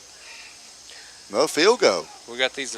I'm not sure these officials know what they're doing. They're kicking a field goal. Yeah, they're lining up to kick a field goal, but the thing is, the clock ought to be running. Unless he was out of bounds. No, he was not out of bounds, and the official did not signal for the stoppage of the clock either. That's what has me confused, is that I didn't see the official signal. You're running out of time, too, from the back judge. Yeah, the back judge is now winding off, ticking off. That's going to be a delay game. Walter's in the formation to kick the field goal, and now Bruceton's going to take a timeout as they take their 3rd and final timeout of the half. Coach saw the tick down by the back judge there and knew they couldn't afford to take a delay of game there. No, not if they're wanting to kick it. No. Ball on the left hash mark as he's going to be kicking across the field. 6.8 seconds to go. Cats with a 10-point lead here, and I tell you what, even if they get the 3 points here, I think we got to give the Cats defense a lot of credit. Oh, I mean, this is a high-powered offense, and the Cats really shouldn't even be in this spot. They missed a fumble down here where the Cats recovered it. Yep. Cats have played so well tonight. Besides that first play of the game, you take away that, and I mean, the Cats are basically owning it. Yeah. Every aspect. Yeah, we're winning on every phase of the game. Offense, defense, special teams. We're winning this contest right now. So they come out of the timeout, and Walters once again in field goal formation. Again, they've got the ball on the left hash. So he's going to be kicking back toward the middle of the field, and now the Cats defense comes off the sideline to get into formation here. 6.8 seconds to go. It's 4th and goal. Ball at the 15-yard line. Boy, don't let a guy slip out here. No. And I'm going to be trusting you because I can't see the uprights. Yeah, you definitely got to watch the fake on this. Because I can't see the uprights, so I'm going to go with you. There's the ready for play. The quarterback is the holder, so watch him on the fake. The snap, set, the kick is definitely no good. He just drove a line drive that just about, I mean, he didn't even get close to the uprights. So 2 seconds comes off the clock. We're at 4.1 to go. And right now, if you're the Cats, I'd say you just take a knee. Yeah. Let's go to the locker room. Oh, yeah, you're definitely going to see him take a knee here. You know, maybe give the ball to Vaughn, see if he can break something on the last play of the half. But I would just take a knee and let's go to the locker room here. Yeah. You've played a great half of football. You got a 10-point lead. You've got to feel, if you're the Cats coaching staff, you've got to feel really, really good about where you are at this point. Cats come to the line of scrimmage. Butler is going to go under center. He's got 2 guys split out wide to the right, and he's got Castleman and Vaughn behind him in the backfield. Yeah, taking a knee. Now we're just going to take a knee. So, yeah, as they wind the clock, that's going to take us to the end of the first half. Your score, Wayne County 16, Bruceton 6. We'll be back with halftime action. You're listening to Wildcat Football on Big Oldies Radio.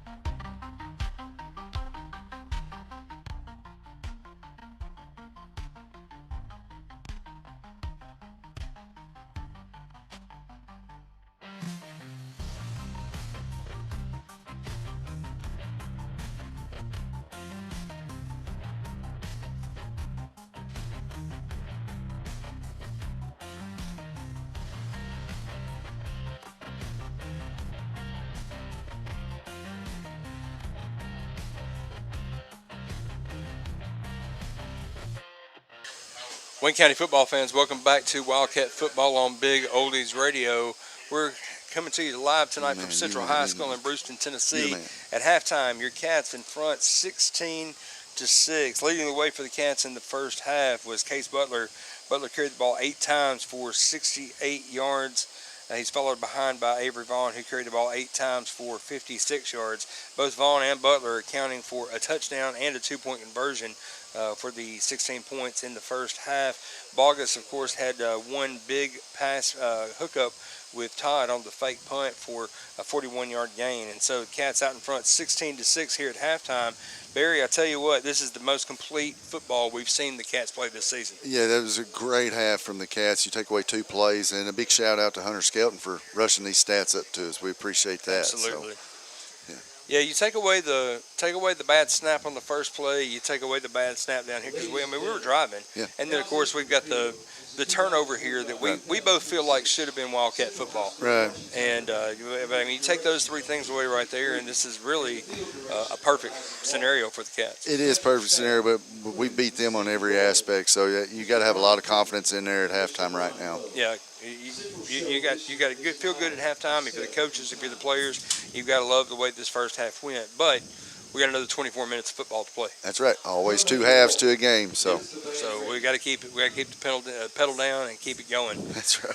So 16-6 here at the half. We're going to take a short break, and then we'll be back. And Barry, you're going to be interviewing Beckett Miller here in just a minute, aren't you? Yeah, going to have Beckett Miller. So we'll see how that goes. And we'll be back with that interview here in just a moment. You're listening to Wildcat Football on Big Oldies.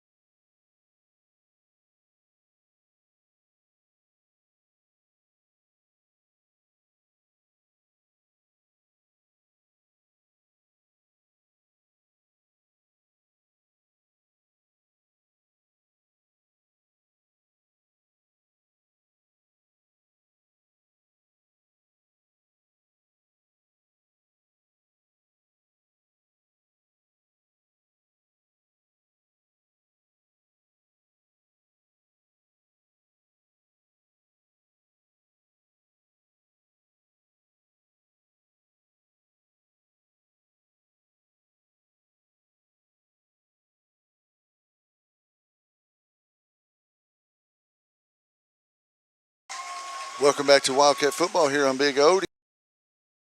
We're here. Now we're bringing in Beckett Miller, quarterback, defensive end, linebacker, kind of running back, kind of does a little bit of everything. Kicked last night, kickoff for this Waynesboro Middle School football team. Man, Cats have been playing really well. Beckett, what a game from you had last night. I've heard a couple different things. I'm going to go with the better one. Heard 24 rushes, 180 yards. Over 200 yards of total offense, 2 touchdowns, 2-point conversions. Beat Lewis County 16-6. What a game last night. Yeah, I just want to shout out to my O-line. That's my guys. That's what sets it up for me. And, I just think my skill to give me that what God gave me. Yeah, I think the O-line's done a great job. I think this team has done a great job. Got an off week next week, and then who do we get to go play? Yeah, go play Collinwood. Yeah, and I'm sure nobody's going to have to get up for that one, are they? Yeah. Just quarterback leading this team, a bunch of great guys. What do you think about this bunch of 8th graders? I just love them. I mean, we've been teammates since 5th grade, all that. We just we're best friends, all that. We just get to get together, get really good. We play really good. Yeah, last night was 8th grade night. Had a big ceremony for them. Then you guys had a surprise for Coach Ben Gallion. What do you think about this coaching staff? I mean, they always they love us, and I know that, so we love them back. Just appreciate them for all they've done for us. Well, any shout outs you want to give to anybody? I just want to shout out to my O-line, of course, my whole guys, my whole team, my coaches, my dad, my mom, Pop, and all of them. Well, I'm sure they're all listening, and you know what? I'm thankful I get to give you this interview, but I'm more thankful for being your dad and with the kind of kid you are. So I just want to tell you I love you, son. I'm proud of what you're doing this year. Thanks, Dad. All right. We'll take a break here, and when we come back, we'll have third quarter action here on Big Odie's. And you're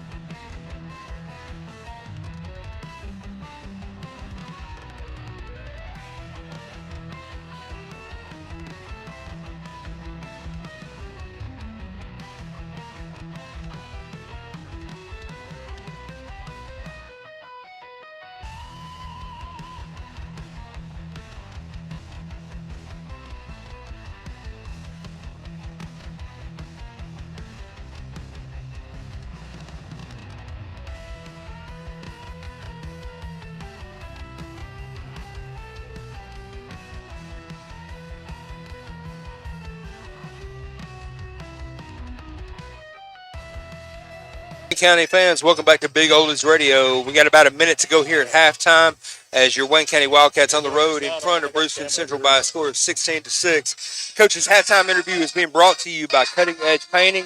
At Cutting Edge, we treat every home like it's our own with care, pride, and a finish built to last. Let's send you to Barry Miller, who's standing on the sideline with Coach Willis. Yeah, here we are at halftime, getting ready for the third quarter with Coach Willis. Man, Coach, that looked like Wildcat football that first half there. It was, we had the mistake right there right off the bat. I was proud of the kids for being able to overcome that and come back down and take control a little bit there in the first half. Still had a few more letdowns we got to clean up, but the kids are playing hard right now. All right, Bruceton gets the ball to start the second half. 3 and out here, take it down and score, look out, right? It is. That's what we told the kids just now. It's huge for us this drive. The defensive possession right here is going to be huge, and the offensive possession is going to be huge. We got to try to keep them out of the zone right here. Good luck, Coach. Hey, get 'em, man. Who y'all gonna be? Coach's halftime interview has been sponsored by Cutting Edge Painting. At Cutting Edge Painting, we treat every home like it's our own with care, pride, and a finish built to last. Again, 16-6 your score here as we come toward the end of the halftime festivities. We're going to get ready to start the third quarter. We're going to have all that action for you, so stay right here with us. You're listening to Wildcat Football on Big Oldies Radio.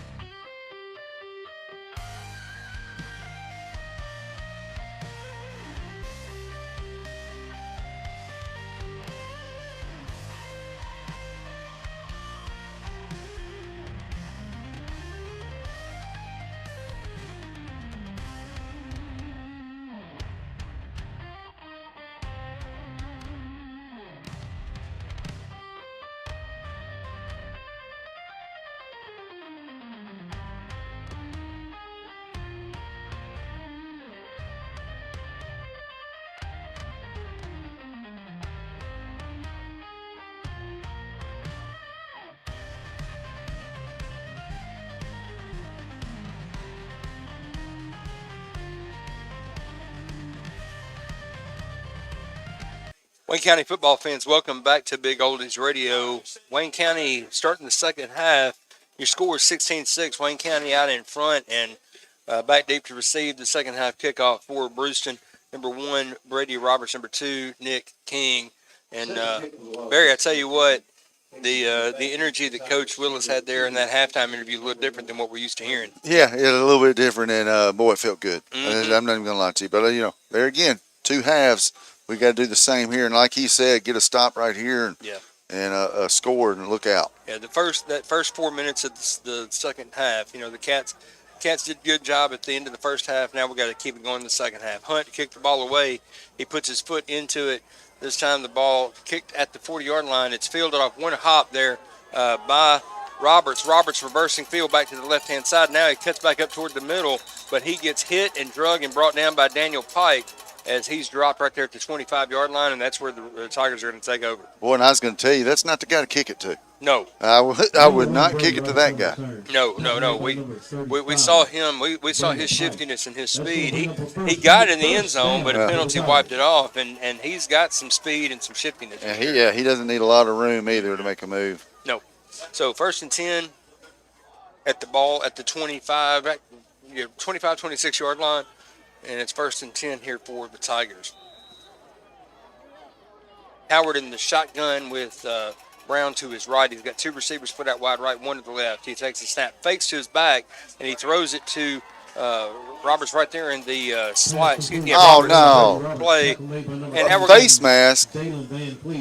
Van Fleet made a great play there, but they're going to call him with a face mask penalty. And his helmet never even moved. No. He had him up by around the shoulder pads, but there's no question that should be a face mask. It'd be nice if an official would go over and say, hey, you didn't get a face mask. Let's pick that one up. No. Horse collar. Now they're going to call it. Now, I'd have to see a replay on that. Maybe John can tell us. He might have horse collared him there. I'm not sure. He had him high. There's no question. Yeah. I just knew there was no face mask. No, there was no face mask penalty there, but a horse collar or a face mask, they're both 15 yards, both personal fouls, and both automatic first down. So it doesn't really matter which way it goes. It's just a matter of understanding the result of the play. So they move the ball up to the 44-yard line. Tigers in a pistol formation now with the back behind, and he's going to pitch it back to Brown. Brown trying to get loose on the edge, and the Cats doing a great job stringing it out, and they bring him down in the backfield. About a 1-yard loss there on the Cats. Well, how good has Harris been on playing on the outside right there? He's not giving up an inch of ground, holding his blocker, still extending the play there. I'll tell you, he's done really well out there tonight. Yeah, and correction, that was King on the run, and now Brady Roberts coming up a little limp for the Tigers. It looks like he got rolled up from behind there. Hopefully he's okay. That's a big weapon. That's a big weapon for them right there. Big time speedster, big receiver. He's their leading receiver so far this season. So hopefully he'll be all right and be able to come back into the game. Well, you can see why he's giving us fits all night when he gets the ball. Absolutely. But a great job by Harris there and the other Cats. There were four white jerseys there bringing down that ball carrier. So loss of about 1.5 yards. They're going to back it up. It's going to be 2nd and 12 for the Tigers. Ball at the 42-yard line. Cats in a 4-3 defensively. Howard in a shotgun. He's got 3 receivers split out wide to the right, 1 to the left. Brown in the backfield with him. That's King in the backfield with him. He takes a snap. Drops back. This is a pass all the way. He gets hit as he throws the ball, and the ball skipped away. Oh, my goodness. I thought the Cats had a chance at an interception right there, Barry. Boy, 2 chances. Castman was right there. It went through his hands. Yeah. Oh, man. And the sad thing is that if Castleman doesn't put – he doesn't know what's behind him, but if Castleman doesn't put his hands up to try to get the interception, then you've got Harris back there who was in perfect position. Yeah. It was like he threw the ball right to him. Oh, man. 3rd down now for the Tigers, and now the Cats with an opportunity defensively to get off the field and get the ball back to their offense. Whew. Boy, it's just hard to give up opportunities like that. It is. That hurts you. It is. That's tough. But nothing you can do about it now. No. Play the next play. No. Next play. 2 receivers split out to the left-hand side. 1 receiver split tight to the right. Howard by himself in the backfield. He takes the snap. He fakes it to a guy coming across. He throws it across the middle short. There we go. Good tackle. He's going to be tackled right there by Castleman at the 50-yard line. He needed the 46. He got it to midfield, and that's going to be 4th down for the Tigers. That's a good spot, too. They gave him a very positive spot there. They're going to mark it at the 49. And now the Tigers going quick to the line of scrimmage on 4th and 3. Are they going to snap it? They're going to try to draw us off sides. They're in the same formation. Howard in the backfield. He's barking out signals. They do snap the ball. Same play. That's he faked it, incomplete. throws, incompletion. He was trying to get it to Roberts out there on the screen play on the left-hand side and just short hopped it to him. That's going to turn the ball over on downs, and that is exactly what the Cats defense needed. Boy, needed a turnover on downs, get the ball back, and, man, you get it at midfield. Yeah. So I did not expect them to snap that ball. No. I thought they were going to try to draw us off sides. That's what I figured. They tried to draw us off sides or punt. Yep. You know, so now they're going to mark it down at the 50-yard line. It's amazing to me. We gained a yard. We gained a yard on a turnover on downs. How does that work? We gained a yard there. Because the ball was at the 49, but then the official moves it to the 50. So we're right at midfield, 1st and 10 at the 50-yard line. Butler goes under center, 2 tight ends in the game with 2 backs behind him. He hands the ball off to Vaughn up the middle, and Vaughn plows ahead for about a 5-yard gain. There we go, and this offensive line is just pushing and pushing and pushing. That's exactly what you want from your offensive line. Just keep moving them. They're going to mark him at the 46, so a 4-yard gain there on 1st down for Vaughn. It's going to bring up 2nd and 6 for the Cats. Van Fleet checks out of the game as that's Griggs checking into the game for the Cats. Cats come to the line of scrimmage, and they're going to stay in that tight formation. Butler under center. Nobody split out wide to either side of the field. Castleman and Vaughn behind him in the backfield, marking out the signals. And this is going to be Case Butler on a quarterback sneak all the way. And he's still up, Barry. He's running, and he gets it down inside the 40-yard line there.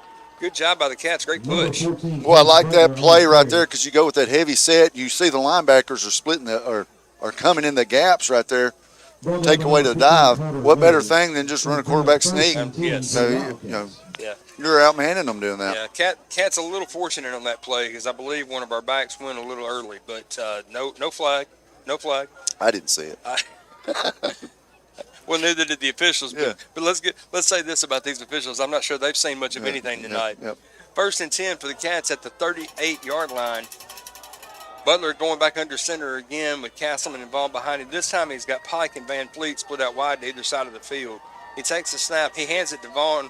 Vaughn powering ahead, and he plows ahead. Gets it across the 35 down to about the 33-yard line, about a 4-yard gain. I mean, when you look and you see 4 offensive linemen 7 yards downfield blocking. Love it. It's just hard to stop that. Love it. That's exactly what you want for your offensive line to just come out and set the tone here in the second half. And so they're going to give him 6 yards there on 1st down. It's going to be 2nd and 4 as Van Fleet comes in. He brings the play call in from the sideline. Cats now break the huddle. Pike is going to go out wide to the left-hand side. Van Fleet going into the slot. We got 1 tight end on the right. Butler under center in that jumbo formation again. This time the handoff to Castleman over the left, and he spins and falls ahead for a short gain. I don't believe he's going to quite get enough to move the sticks, but he gets it down to about the 30. Yeah, Castleman, man, he's just so small, it's hard to see him. Yeah. And all he's doing is going there, getting contact and rolling off the contact there to pick up a couple more yards. What a great run there. Yep, 3rd and 2, ball at the 30-yard line. Cats need 28 to move the sticks, so we're 2 yards shy of pay dirt as this crowd on the Bruceton sideline now coming to life. We got Are we in Starkville, Mississippi? I'm hearing some cowbells. Well, you got 2 plays to get this. That's right. Jumbo formation again, and this time Butler does give it to Vaughn, and Vaughn is going to fall ahead. He's going to get the 1st down. He's going to move it down close to the 25-yard line. Nice play there on 3rd down. There's the flag, and I think that's going to be on Bruceton. Yeah, I believe Bruceton got a little excited at the end of the play there. Maybe some frustration setting in for the big it's guns. going to get a little chippy. His coach is taking him out. Yeah, he's not going to be happy about that. No. So the 1st down is going to stand as they move the ball down to the about the 28-yard line, 27, and then unsportsmanlike conduct penalty against Bruceton. So that's going to add. Is that a 15? Yeah, that's a 15. Yeah, that's going to add 15 to it. So that's that'll going to be half the distance. Should be half the distance. That'll mark it down to about the 14-yard line. It's going to be 1st and 10 for the Cats. Yeah, he's stopping it. Right inside. Yeah, he's stopping at the 14 there. So 1st and 10 for the Cats at the 14-yard line. And I tell you what, Barry, we're doing a good job here. The offensive line is in control. We've taken some time off the clock. We've got 8 minutes to go here in the 3rd quarter. And we get a score right here. We take a 2-touchdown lead. That's a commanding opportunity for the Cats. Butler going back under center. He's got receivers split wide to either side of the field with Vaughn and Castleman behind him. This time he hands the ball to Vaughn late, and Vaughn gets stacked up and driven back. He's going to get it back to the line of scrimmage, but that's about it. Boy, you almost wish he might have just pulled that one right there. Bruceton was ready for that dive. He did a good job. He had 3 guys waiting on the dive right there. Yeah, if Butler keeps that one himself, he's still running in the end zone. But, hey, hindsight's 20/20. That's right. You know? So, second down now for the Cats. Ball still spotted at the 13-yard line. I was going to say the Cats can get one more first down. Yeah. Van Fleet checking out of the game. Griggs coming in from the sideline as he brings the call in to the huddle. Griggs is going to go to the right side of the formation, and we're back to a 2 tight end set as Vaughn and Castleman in the backfield. Butler going under center. And there's a false start. start. False start there. Castleman went just a little early. He got a little eager. Man. And you get that sometimes with young players. Yeah, you do. You got to be more disciplined than that. Boy, that hurts. Yeah, and in case, we can't hear it from up here. Did Case go hard count? Maybe try to get him to jump off sides. But when you've got young players back there that are a little eager, that can sometimes shoot you in the foot. Well, that just kills us because we're not going to kick a field goal. No. So you can forget that. So that backs us up 5 yards, second down and 15. Boy, ball at the 18-yard line. That hurts bad. Pike and Van Fleet goes out wide to either side of the field. That Vaughn in the backfield next to moved Butler. again. Now we've got the right tackle with a little early motion. So another false start. Go back to the Cats up into the 5 yard. Right now the best defender on the field is the Cats penalty. Well, what you got to do is you got to change your cadence. You got to say we're going on 2. Right. So everybody quit freaking out. Yes. Because they're trying to time the snap. Just go on 2. Get it back. Get the 5 yards back. Get it back. Yeah, do what you need to do. So now Bruceton getting a little fired up here. They're getting a little momentum now. The Bruceton fans coming to life. And the sideline over here getting a little excited. Their defense getting a little pep. They no longer have those hands on their hips the way they did a minute ago. Or just go on first sound. Yeah, you something different. Quick count them here or something. Yeah. Do something, right? Butler in the shotgun. He's got Vaughn to his right. He takes the snap, hands it to Vaughn. Vaughn all the way over the left. Vaughn busts loose. He's breaking tackles, and he fights it down inside the 10-yard line. He's going to get down to right at the 10. He second 20, about a 12-yard gain. Oh, what a big pickup right there. He kind of just, everything's so crowded up there in the middle with those inside linebackers. He just kind of bounced it out and made a big play there. Yeah, took something that looked like it wasn't going to be much, and he made something out of it. So now instead of it being 3rd and long, we got 3rd and 7. Yeah, so you got 2 downs. Much more manageable. Yeah. 2 plays to get 7 yards. Yeah, 2 plays to get 7 yards here. Yeah. Cats come to the line of scrimmage. Pike split out wide to the left. Van Fleet wide to the right. We've got 2 tight ends in the formation. Castleman, the running back, next to Butler. Butler on a quarterback keeper all the way over the left that's side. A touchdown. He's powering in. Did he get in? He's in. Absolutely. Oh. No, they're not. They're going to mark him down short. They're going to say he's down at about the 2-yard line. We got a cat down. But he needed 7. He got 9. We got a Wildcat down. That's going to be 1st and goal for the Cats. We got 2 Cats laying on the ground right now. One, the right tackle, and then the other one, I can't see who that is on the far side. That's 71. 71 on the near side. I'm not sure who the other one is. I can't see. We do have 2 Cats down on the field. It's going to be 1st and goal for the Cats with 4:51 to go here in the 3rd quarter. Cats leading by 10 and driving, but we do have 2 players down on the field. So we got an official timeout here as they Cats are tending to 2 guys, and it looks like both are offensive linemen laying on the ground. Yeah, Hayden Horner, I know, is one that's down. He's up walking around, so that's good to see. Horner's up moving, and he's walking off under his own power. Who's the other one? I can't see. He's up as well. What number is that? I can't tell, Barry. I cannot tell. Gosh, hang on, we'll get it for you. Yeah, we'll get it here in just a minute. 76. That's Braden Martin. Yeah. Or Braylon Martin, excuse me. Yeah, Braylon Martin. That's going to be. He was rolled up there a little bit, so we're 1st and goal, right? 1st and goal, but both of our tackles now on the sideline. Well, I just QB push it, man. Yeah, run that QB sneak. You got 1st and goal at the 3-yard line. Let Butler line up. John is telling me that was actually 78 Knox bunch. Oh, well, thank you, John. coming up there loose on that one. So Knox. So Knox and Horner coming off the field. Oh, now here the we go. Cats quickly to the line of scrimmage, coming off the sideline. Butler going under center with Vaughn and Castleman behind him. There's that quarterback sneak, and he ran it in all the way untouched. Case Butler all the way to the back of the end zone, give him 6. Yeah, and I guarantee they went on a quick snap right there just to try to fool them. And what a play call right there. Get this 2-point conversion, you're up 3 scores. That's right. And that Wildcat touchdown was brought to you by People's Bank. Our name has said it all since 1890. Great job there by the Cats. You could, again, in the second half, start up, you couldn't draw it up any better.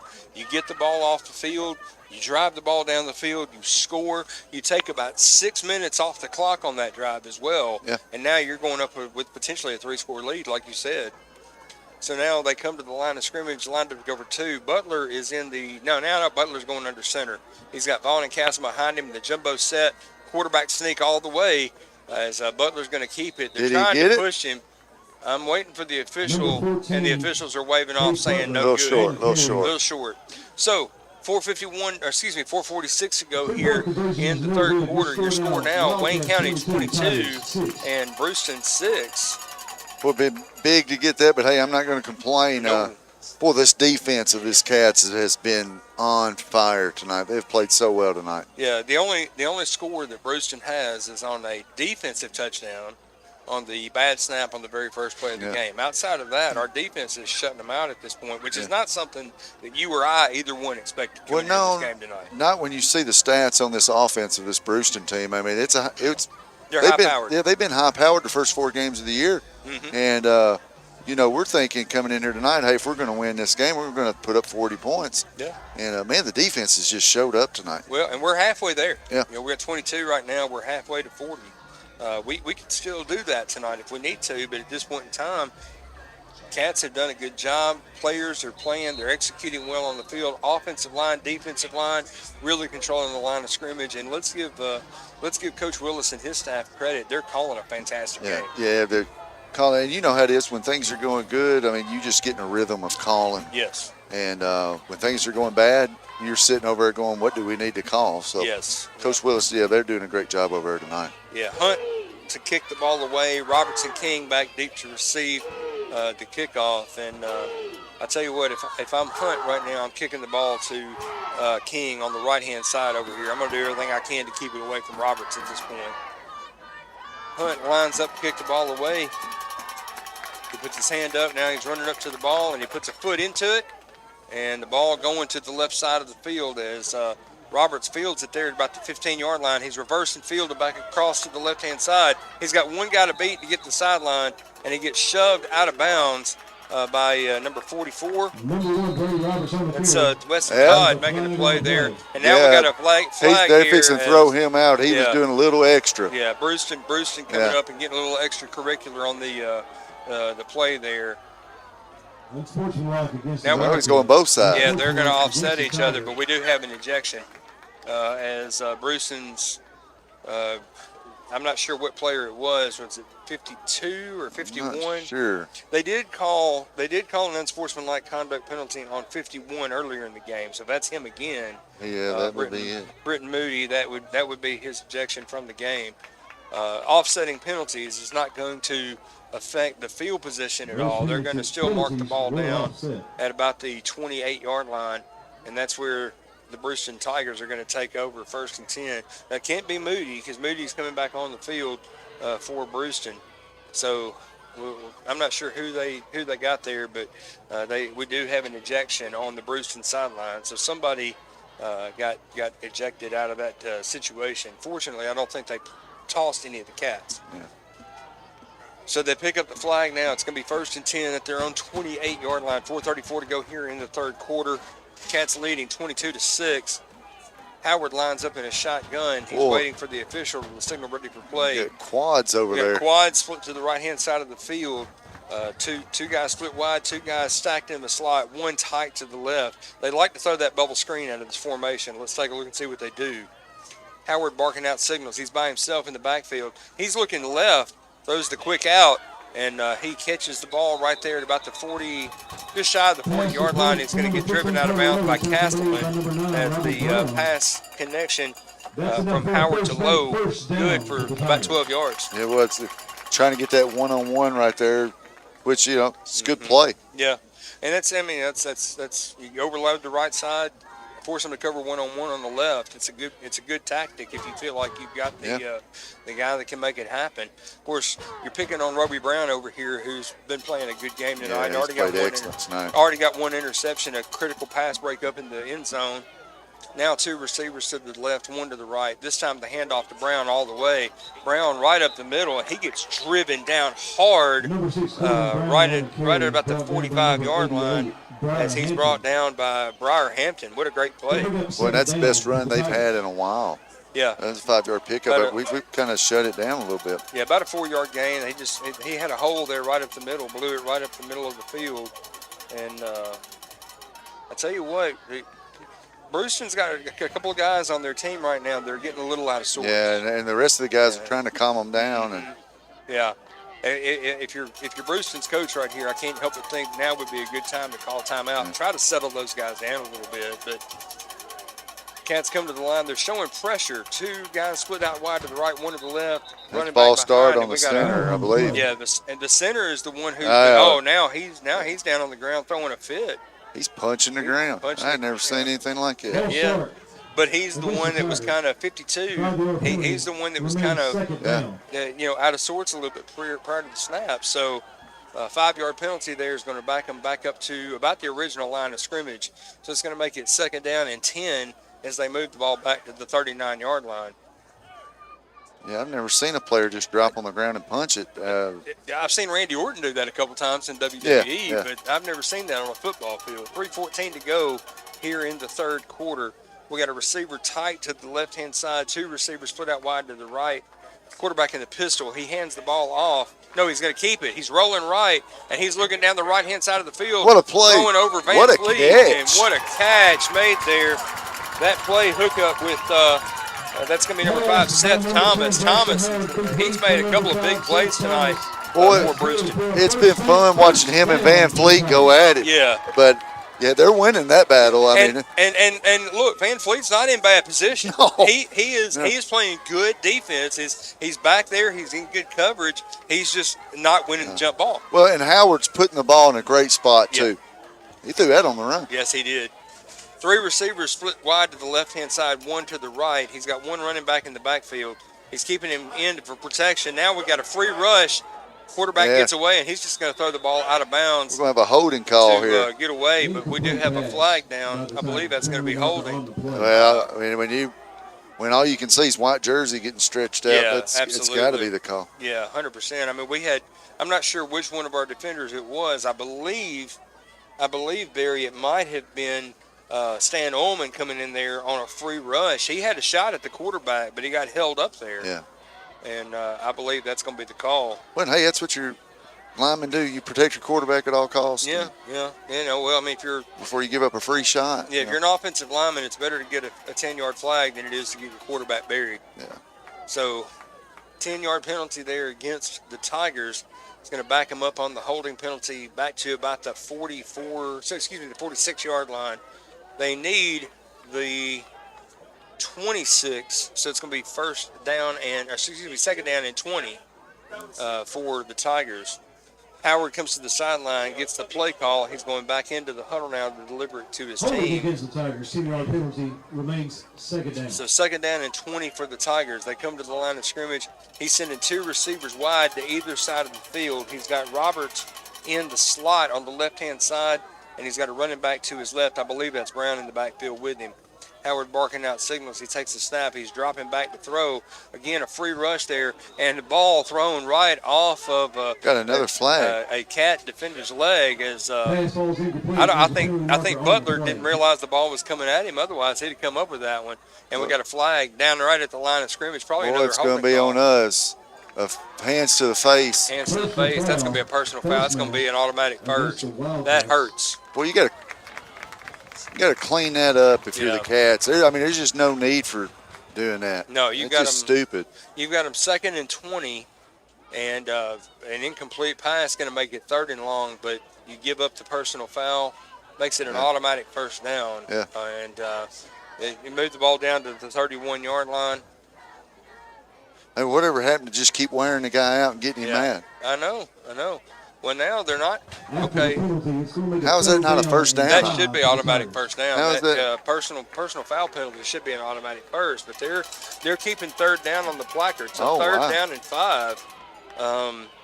How is that not? I'm not sure that these officials understand the rule book, Barry.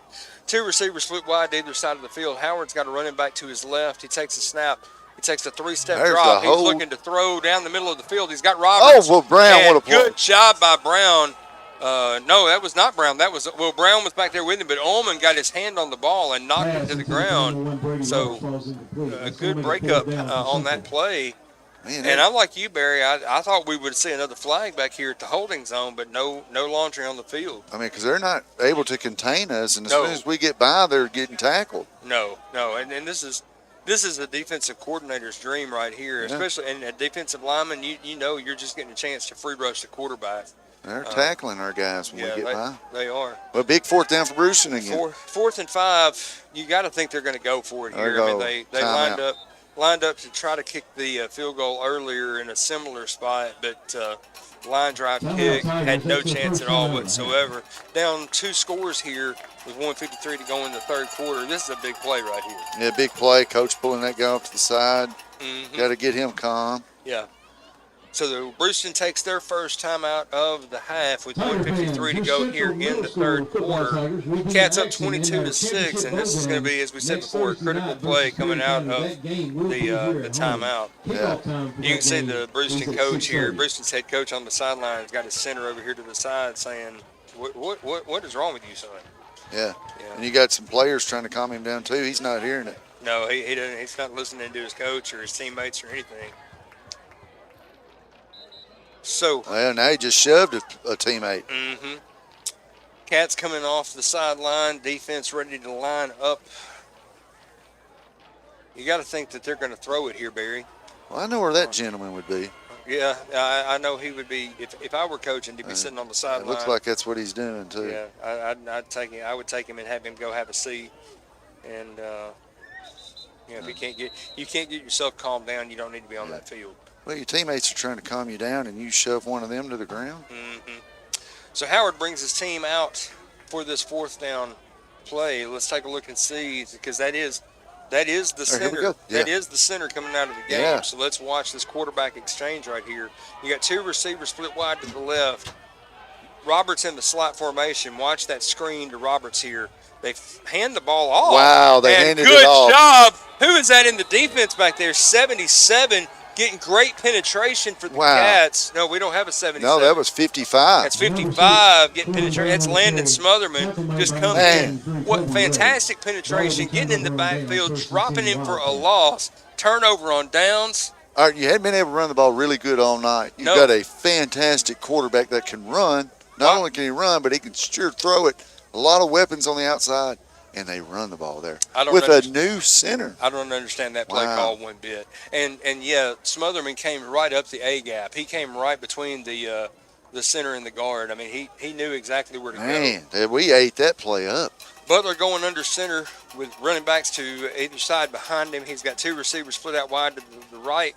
He hands the dive off to Vaughn, and Vaughn's going to fall ahead for a short gain there on 1st down. There we go. Let's just start working that clock. Exactly. Eating it up. Yeah, we're inside of a minute and a half to go here in the 3rd quarter. Yeah, get it to the 4th. Yeah. And he even on that, I mean, he picks up about 3 yards there on 1st down. So 2nd down and 7 for the Cats. Ball at the 36. They need the 43 to move the chains. We're going to be right at a minute to go here in the 3rd quarter on the next snap of the football. You got Griggs split out wide to the right. Pike out to the left, Butler in the shotgun with Vaughn to his left. The handoff to Vaughn all the way, and Vaughn carries the ball ahead, and he's going to get stacked up for no gain. Well, Bruceton was ready for it there. That's one of the best plays I've seen them have on us on the run tonight. Yeah, their linebackers got in there and made a big play there. So now a critical 3rd down here as we wind down inside of 40 seconds to play. Yeah, big play call for Coach Willis here. Absolutely. Absolutely. Like I said, try to get Van Fleet in the action right here. Yeah. Todd checks back into the game for the Cats. Van Fleet out there as well. Van Fleet going to come out wide to the right. Pike out to the left. Todd going to go in the slot on the right-hand side. Butler in the shotgun. He's got Vaughn to his left. He takes the snap, hands the ball off to Vaughn. Vaughn's got an opening, and he gets around. He's going to get the first down. We're going to get it down to the 45-yard line. That should be the last play of the the third quarter, rather. There we go. We're inside of 10 seconds to go. They stopped the clock to move the sticks, but now they're going to wind the clock, and that should take us to the fourth quarter. What a great run. Yes. Let's go, Cats. Yeah, man, the offensive line just blew that hole wide open, and Vaughn found it. So as we wind down to the end of the third quarter, your score, Wayne County 22, Bruceton 6. We'll be back with fourth quarter action. Stay right here with us. You're listening to Wildcat Football on Big Oldies Radio.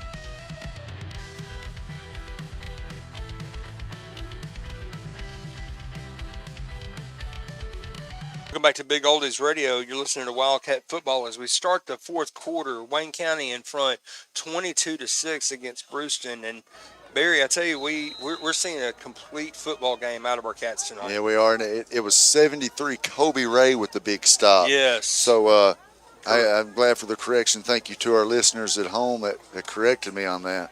Well, from where we are, it's hard to pick out these numbers. Butler in the shotgun. He hands the ball to Vaughn. Vaughn going over the left-hand side. He gets hit and dropped.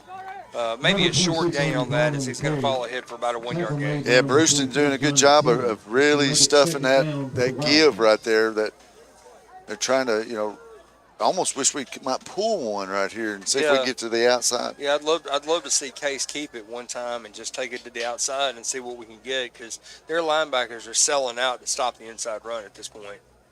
So now we've got Castleman checking back into the game. Vaughn's going to get a little bit of a breather as he goes to the sideline. Cats break the huddle, come to the line of scrimmage. Van Fleet and Van Fleet and Todd out to the left-hand side. Pike to the right. Castleman in the backfield. There's a play. Butler going to keep it himself over the right. And he's going to be. I got a flag. He's going to fall ahead. He's going to get a short game, but we do have a flag on the play. So let's check the flag. I believe it's going to be in the holding zone. Yeah, that's it. That's going to be on us. Yeah. It's in that area. And that is the call, holding against the Cats right there at the point of attack. So that's going to back the Cats up 10 yards, and instead of it being third and 6 rather, it's going to be 2nd and 18.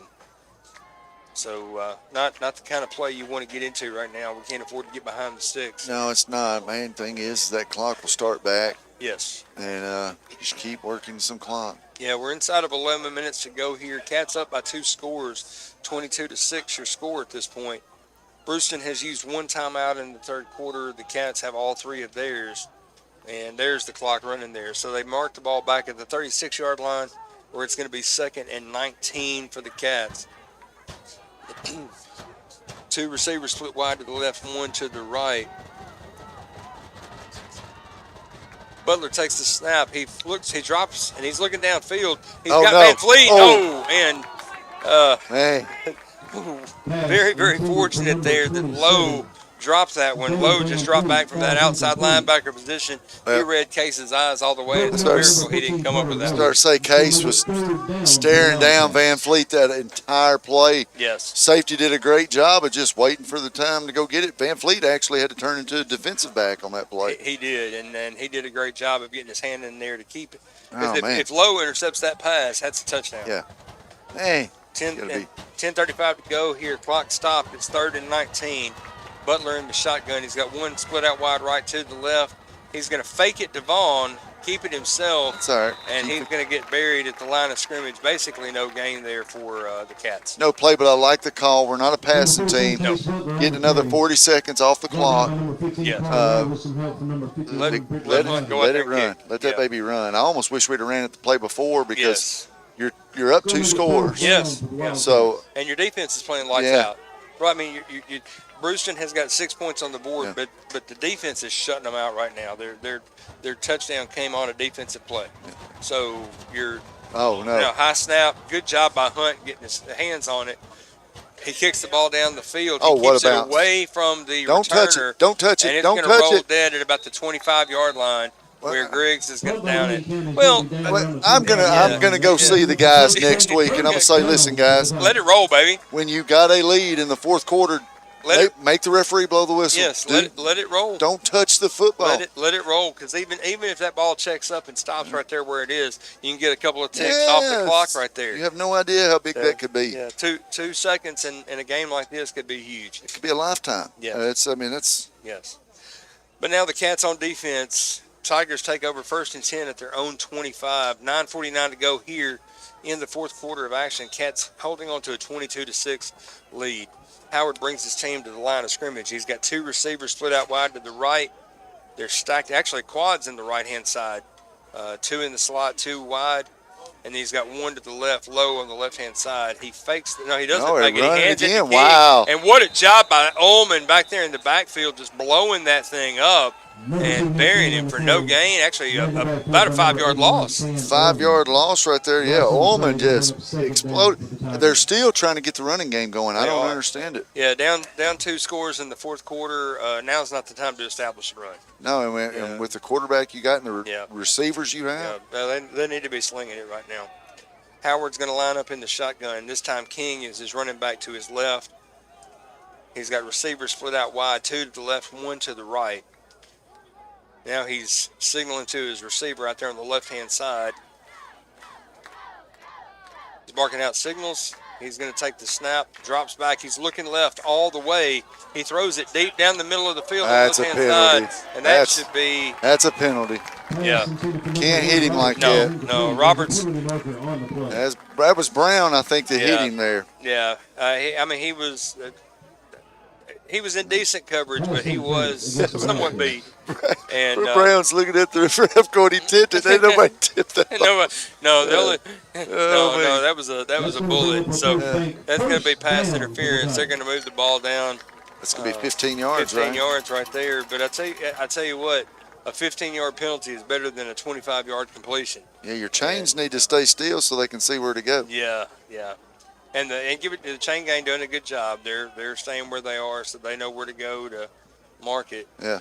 They're going to put it down at the 36-yard line, so that's going to be 1st and 10 for the Tigers. Now they're going to reset the sticks. Well, everybody's so used to college and pro where it's a spot foul. Yeah, absolutely. Yeah. So you'll take a 15-yard penalty instead of a 25 or 30-yard connection. Yeah. And Roberts, we've seen him. He's pretty shifty. He's pretty speedy. Right. If he catches that ball, he may still be running. Well, I wasn't going to say anything because the referee was spotting it about 2 yards short on that penalty, but they finally figured it out and gave an extra 2. Yeah, so 37-yard line, 2 receivers split to either side of the field with 1 running back flanking the quarterback on the right-hand side.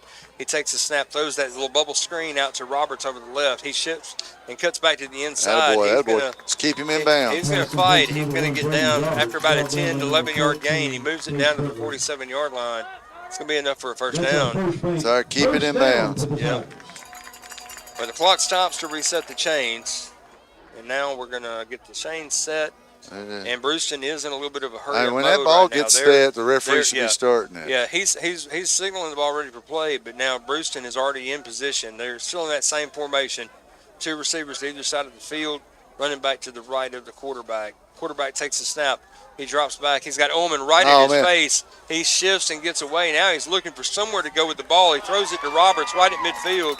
And Roberts is brought down inbounds, shy of the line to gain. He gets it across midfield down to the 48-yard line. Boy, you got to make that tackle when you get your hands on a quarterback like that. Yeah, 100%. give Howard credit. He did a good job of getting away from the pressure, keeping the play alive. And he also didn't panic. He kept his eyes downfield. Well, a lot of time. He let that time just keep ticking away. Yep, 7:45 now as the clock is winding here in the fourth quarter. It's going to be 2nd and 5 with the ball at the 48-yard line. They need the 43 to get the first down. Now they're going to send that quad formation out to the right. One receiver split wide quads to the left, one to the right. He's throwing back to the right-hand side. There's that out pattern again, and they're going to hook up with Lowe, who's going to get the first down. He's going to get driven out of bounds inside the 40 down to about the 36-yard line. That's going to reset the sticks. Well, if you're the corner, you almost want to come up a little bit on that because they're killing you on that little out route. Yeah. And if you've got safety help over the top, you can do that, right? You can bite down on it and anticipate that. Maybe you can pick them off, but about that time when the pump is I started to say now with the double move. Well, now with number 5 over there, you might see the double move. Yeah. So the 3 receivers to the left. Now we got pressure in the quarterback's face again. That's a crackback block. And there's a pass to the left-hand side. He hooks up with Roberts. Roberts makes a man miss, and Roberts is going to run it into the end zone. 37 yards on the pitch and catch as Bruceton is going to score with 7:11 to go here in the fourth quarter. Yeah, just good job of the quarterback keeping us, staying out of harm's way there, scrambling, getting a pass there. Yeah. And a touchdown for Bruceton. Yeah. Cats had defensive pressure in the backfield. I mean, you had Jackson Bryant was in the backfield. Looked to me like he was going to get his hands on the quarterback, and then somebody came back and cracked him. Now this becomes huge right here. They're going to line up to go for 2 here. This could keep it at a 2-score game. Wildcat formation with the direct snap going this time to number 22, that's Collins, and Collins runs it into the end zone. So now with 7:11 to go, your score, Wildcats 22, Bruceton 14, and 7:11 is a long time to go with this kind of an offense. 7:11 is a long time to go. The good news is you're still up 8. So even if Bruceton gets the ball back and scores, they still got to get a 2-point conversion. Yeah.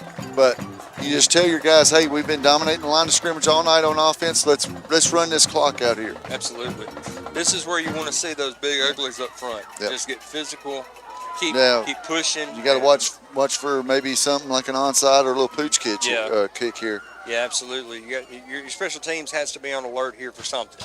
But if you're the Cats, you want your offensive line to take over at this point and just blow them off the line of scrimmage and keep this thing moving, keep the clock running, keep the ball in bounds, keep picking up first downs, and let's take this thing home. Yep. So now Walters sets up at the 40-yard line to kick the ball away. Pike and that's 32. That's Ullman and Brown back deep to receive the kickoff. The Cats. Well, they're up to something here. Cats have got their hands team on the field. They're expecting an onside kick. Well, here. you got a lot of chit-chatting going on over here, and you got some skills guys out here on the end. Yeah, you got to be ready for something here. Cats have their hands team on the field as you see Castleman on the front line up here. You got several guys who are ball handlers. Number 2 is that 9 over there? Or 8 might kick this here. Yeah, possibly. He might kick this here. So Walters lines up to kick the ball away, but we're alert for an onside kick here. There's the run up, and he is going to kick the onside. Attaboy, Harris. Good job, Harris. 23. It came right into him. He backed up, took it off the short hop, and just dropped to the ground. That's exactly what you want. And I tell you what, that ball was kicked so hard, he could have just got out of the way, and we could have fielded it way downfield right there. But good job of Harris playing a little shortstop. Yeah, absolutely. I was thinking the same thing, Barry. Shortstop play right there. Just back up, get it off the short hop, fall to the ground. Don't try to do anything stupid. Don't be a hero. Yeah. Just put the ball back in your offense's hands. And now let's see if the offensive line can finish out and close out this game. 7:10 to go, 22-14 your score. Butler in the shotgun. He's got Vaughn to his left. The handoff to Vaughn over the right. Vaughn now cuts it back up the middle. Oh boy. And he's going to get about 8 yards on that play. What a run. What a run. And there again, the offensive line just doing a great job there. Last thing we want to do, though, is get chippy and start getting some penalties. Yes. Just play the game. Be clean. Just play. Just play. Just do what you've been coached to do. You've practiced for this all season. Yeah. Preseason, fall camp, spring camp. You practice for this. Just shut up and play. That's it's not hard to do. And more importantly, we keep the ball in the middle of the field and the clock is running. So we're going to be inside of 6.5 minutes at the next snap of the football. Butler lines up in the shotgun. He's got receivers split wide to either side of the field.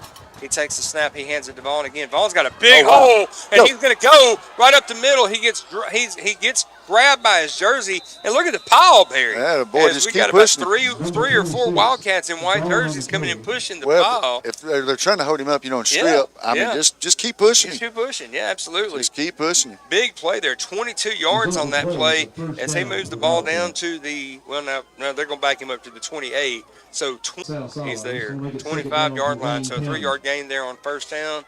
It's going to be 2nd and 7 for the Cats. I mean, he's right there to bust that. Yeah. Because they're starting to creep guys up in the box. They are. Yeah, they're putting 8 guys in the box. They know the run is coming, and they're selling out to stop the run. So ball at the 25-yard line. It's 2nd down and 7. But I almost wish, don't mean to cut you off, No, I almost wish Case would look at this back judge back here and wait for the hand to come up. Exactly, yeah. Bleed this thing for every second you can possibly do. And just tell your guy. There it is, hands up. There. And now he's going to start the 5 count, so now's the time to snap the ball. There it is. The handoff to Vaughn over the right-hand side. Vaughn sweeps it around, cuts it back up behind the tackle. Oh, we've got a flag on the play. This is not what you need right here, Barry. Oh, I think that's on them. They're getting it for roughing the. Nope. No, holding against the Cats. So. Boy, they're bringing so many guys up the middle. Why don't you just toss it to the. I know, right? I mean, just run a little quick pitch or a little toss. Yep. So a 10-yard penalty against the Cats is going to move them back to the 36-yard line. It's going to be 2nd down and 17. Yeah, there's so many things you can do here. I mean, the game within the game, you just. Or run a little hot pass right here, streak a little tight end, let him release him. Right? Yeah. Because, I mean, they're just bringing safeties included, everybody. Todd lined up in the slot on the left-hand side with man, do it here. Butler takes the snap. He hands it to Vaughn again. Vaughn stacked up, but he's going to fall forward. Pick up about 3 or 4 yards there on that 2nd down play. I mean, I do. I just tell my tight end, just release upfield, just hot pass. Yeah, hot pass. It's there. It's there. If worst case scenario, it's incomplete. You stop the clock. The clock is running now. We're inside of 4.5 minutes to go here. 22-14, your score, and we're looking at 3rd and long here with the ball at the 34-yard line. I think Coach Willis going to let this run down and call a timeout. I think so. He's walking over to the side judge. He's going to let this thing wind down, and he's going to take a timeout. So let's see where we are here as we wait for the signal from the officials to tell us there's the hand up. 5, 4, 3, 2, there's the timeout. So we're 3:55 to go here in the 4th quarter as the Cats take their first timeout. 22-14. We're inside of 4 minutes to play. 3rd and 15. You got to think this is 2-down territory. 2-down territory. You might even run the little screen, let everybody go, run the screen, and that's a touchdown. We haven't seen it tonight, and that's something the Cats have done pretty well this season. You line up with the quads to the one side of the field and throw it to Van Fleet. Yeah. Let him. He's got to break a tackle. I mean, they've got 8 guys coming. Yep. 8 guys coming. And of course you line up and show them that formation. If it spreads the thing open, then at that point in time, Case can just keep it running himself. Yeah. So, I mean, it opens up. You just got to. I think you got to open up the field. I don't think they're going to change anything. I think they're going to blitz everybody they got, except for the guys that are on the outside covering. So I would either run a hot pass, tight end hot pass, or I'd run the screen here. Yeah, absolutely. I'm right there with you on either one of those. And take a chance, because if it works, he walks into the end zone. Yeah. We're inside of 4 minutes to go here. The ball is spotted at the 34-yard line. The Cats need the 19 to move the chains and pick up a first down on 3rd and 15. And there's the signal from the official letting them know that it's time to come back on the field. Brewston's defense on the field now. The Brewston sideline over here. Fans coming to life. They're trying to get some momentum going for their They're trying to get something here. And, their defense wants to stop after scoring finally. Butler takes the snap. He fakes it. There it is. He overthrew it. He overthrew it. There it was. He got hit as he threw the ball. And he was trying to get the ball back to Vaughn over on the right-hand side on that little screen pass. There it was. He just overthrew it. Boy, he had nothing but blockers in front of him, too. Yeah. But it's, give Case a little bit of credit. Yeah. It is kind of hard to throw an accurate ball when you've got a guy plowing into your chest. It's a little tough there. Let's see what we do here. Well, I mean, you don't punt at this point in time. Would it be nice if you had a kicker that could drill one from 51 Well, I'm just talking yards about away? do you maybe just pooch it here and make it harder for them or farther for them to go? Yeah, I don't know. We look like we're going. Butler's in the shotgun. He's going to send Vaughn in motion out to the right-hand side. He snaps it. He's got a guy bearing down from behind. He's got to get rid of it. He throws it. He's got his, he had Pike wide open down the middle of the field and just overthrew the play. So that's going to turn the ball over on downs at the 34-yard line. We got 3:44 to go. And Bruceton with 2 timeouts, now trailing by 8 points, is going to take over. Boy, 2 plays in a row. We just overthrew huge plays, boy. Man, oh my gosh. And Pike catches that one. He's walking into the end zone. Nobody's around him. That was definitely busted coverage on the back end, but they rushed 6 guys. Yeah. You know, they came with six rushers against 5 blockers there. So somebody came free, and Case had to get away, and he had pressure on him when he threw the football. Now Howard lines up in the shotgun. He's got 2 guys split out wide to either side of the field, one running back to his left. He throws the ball short, and he hooks up with King. King shifts it back up the middle. That's Walters. And Walters gets the ball down to the 44-yard line. He's going to move the sticks. They're going to give him the 45, and that's going to move the chain. Yeah, Bruceton got 2 timeouts left. They got the hurry up going. Yeah. Cats are kind of on their heels defensively here now. As Bruceton has kind of stolen the momentum and brought it back to their side of the field. Same formation. Howard in the shotgun. He's looking to pass. Now that should have been holding in the backfield there, as Ullman was coming in basically untouched, and there's the flag. We do have a flag in the backfield. Thank goodness, because that's been happening all night. They hook up with Roberts down here as he gets the ball across midfield down to the 46, but that holding penalty is going to back him up 10 yards, and it's going to negate a big play. Who'd they get there? The 52. 50, Who's been in an ill mood all night? Yes, The center. Yeah, the center was, he was holding Ullman coming free and had a clean shot at the quarterback, except he got held up and driven to the ground. So this should start the clock back up, too. It should, yeah. We're at 3:13 to go here in the 4th quarter. Cats clinging to an 8-point lead. And there's the official looking to check his guys, make sure all of his guys are ready to go. He's sure taking an awful long time to do it. He sure is. He needs to be. The clock should stop to reset the chains. They didn't realize it was 2nd and 25, so a 20-yard hookup doesn't quite move the sticks for them. Right, and they got a cramp over there, too. Yeah. And, hey, that might not be the worst thing for us right there. Kind of let us regroup a little bit. Well, get a little bit of an opportunity to reset. If you're Coach Willis and the defense coordinator right now, you got a chance to look at your guys and say, hey, this is your game, right? This is your opportunity. You guys can close this thing out right now. You know that it's on 3rd and 7. They've got two tries to get the first down. You know they're going to keep throwing the ball. Howard's going to be looking up the field. Do they take it? I'm just waiting. They haven't gone for the big one yet. I'm just waiting on that. Yeah.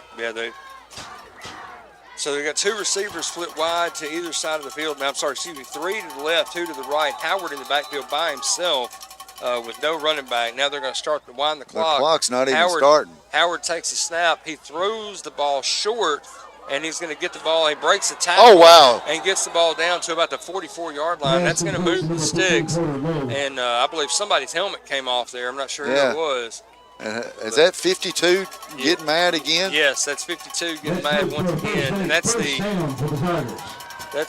catch made by 15. I believe that's Lowe. Lowe who made the catch, and then his helmet came off there at the end of the play, so he's got to come off the field now. And he's been hurting the Cats a little bit on the outside tonight. So they got some speed and quickness. All right, roll the clock. Yep. So now the clock should be running. We're inside of 2 minutes to go. 22-14 the score here in the 4th quarter. As the Tigers break the huddle, they're going to send 3 guys to the right, wide side of the field, 2 guys to the left. Got to get lined up right there, make sure nobody gets covered up for an ineligible man downfield. And now we got a holding penalty back there. Boom, that's a big Nice hit, hit. too, on a quarterback. Nice hit as the quarterback ran the ball down to the 40-yard line, and he got drilled. I believe that was who was it made that hit, Barry? 31. That's Bryant. Yeah, that was Bryant. Jackson Bryant. No flag on the play. That should have been a hold in the backfield. We're inside of 1:20 to go. Howard in the shotgun takes a snap. He looks left all the way, throws it out to his running back Brown. Brown makes a couple guys miss, and then he gets spun down right at the line to gain. And then now the Bruceton sideline kind of comes along. They wanted to lay a hit on that. I think everybody's wanting a penalty of some sort. Just they're letting them play a little bit now. They're going to let them go. They're not going to. But that first down, that does move the sticks as they move the ball down to about the 33-yard line. So it's 1st and 10. Clock's going to wind here. We're inside of a minute to go. Howard in the shotgun. He's got one running back there with him for extra protection. Now the running back releases up the middle, and that's the intended receiver. And he hooks up with Brown right down the middle. And now Brown comes up. He makes the catch, and he immediately signals for a timeout. 50 seconds to go here in the fourth quarter. Bruceton going to take a timeout. What a big play. I've got somebody cramping right now for Bruce. He came up signaling timeout. They're not giving it to him. Okay. So now the clock winding. Howard once again takes a snap. We got a free rush on him. He rolls away from it. He's running all the way, and he's going to try to get the ball out of bounds, and he does as he scampers it down. I can't see exactly where it went out of bounds, Barry. I'm going to say about the 15 or 17, it looks like. Close to it. He about to pick up a 17 yards there on that play. It's going to be a first down, and we got a penalty on the field. Let's take a look and see what this marker is. Yeah, holding. I mean, it's been happening all night. So. Yeah, holding against Bruceton. So that's going to negate a big play there for them as they were going to get the ball inside the red zone. Instead, now they're going to back it up from the line of scrimmage and take it back to about the 44-yard line. It's going to be 1st and 20. Big play, and that play took a lot of time. Yes, it did. About 10 seconds on that play right there. We're at 40 seconds to go here in the game. And, the yardage is not that important. It's the time. Yeah, and you got to start thinking about taking your shot. Yeah. I mean, you got to let one go here pretty soon. You got to run deep. So you got to be aware of that. Don't let anybody behind you. Howard takes a snap. He's got receivers to either side of the field. He's throwing down the middle. He's got a receiver, and he hooks up down inside the 10-yard line. Big play there. There's that big shot you're talking about, Barry. There it was. And he threw it right down. The middle of the field has been open for him all night. And I mean, we got guys just sitting back watching that. You just got to go get that. Go get the ball, man. That ball stays up there a long time. 1st and goal at the 5-yard line, and that only took about 4 seconds off the clock. Bruceton has not used a single timeout on this possession. Howard getting his guys in position here. He brings Roberts in tight on the formation. Now he brings another man in motion. He takes a snap. He's throwing it over the right-hand side, and he hits the receiver in the back of the end zone for the touchdown. 22-20 your score. Now we got a very critical 2-point conversion coming right you got a big play, and they're probably going to run it right here. That's what they did on the last 2-point conversion. Yeah, they line up in that Wildcat formation and let Collins be the back. I think Wayne County's going to take a timeout here. You just can't sit back and watch. You can't sit back and wait, and that's what killed them right there on that. And I think this is a good timeout if you're the Cats. Yeah, absolutely. You take the timeout right here. You get your guys over to the sideline, and you say to them right here, guys, this is it. You got one play. This is the ball game. You make this play, we win. You don't make this play, we're going to overtime. That's right. Yeah, I mean, it's just big. It's big right here.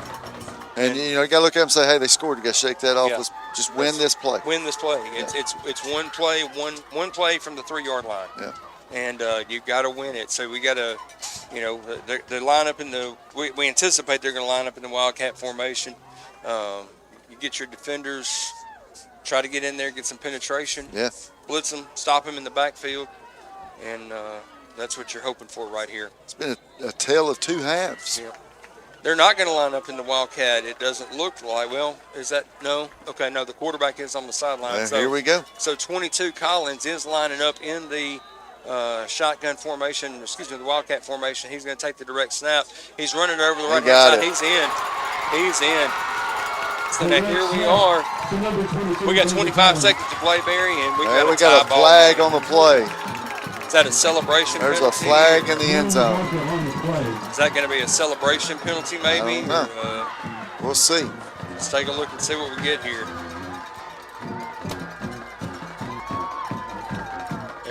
They're firing off these confetti cannons over here. They might want to hold off on that for a second. Let's take a look and the see. Cats aren't moving. No, they're not. They're not. Hey, let's go. Let's replay it. There we go. No, there you go. It's after the play. They're coming off. So it is going to be after the play. What are we going to have Oh, here? it's on the Cats. They're going to say face mask penalty against the Cats. Maybe. I can't tell. The official talking to the coach, and it is going to be a face mask against the Cats. So that means they're going to mark off 15 yards here on the kickoff. So now, Bruceton, here we are, Barry. We got 25 seconds to go. Bruceton has captured all the momentum. It's on their side. Do you think they try one here? Why wouldn't you? You're going to be kicking off from the 45-yard line on our side of the field. And it's not like we're a pass-heavy team. No. I mean, why not? Why not? You take a shot at it here, and if they can steal a possession with their offense, they got 2 timeouts left here. They've got an opportunity. But so if you're the Cats, you've got to be alert here to make sure.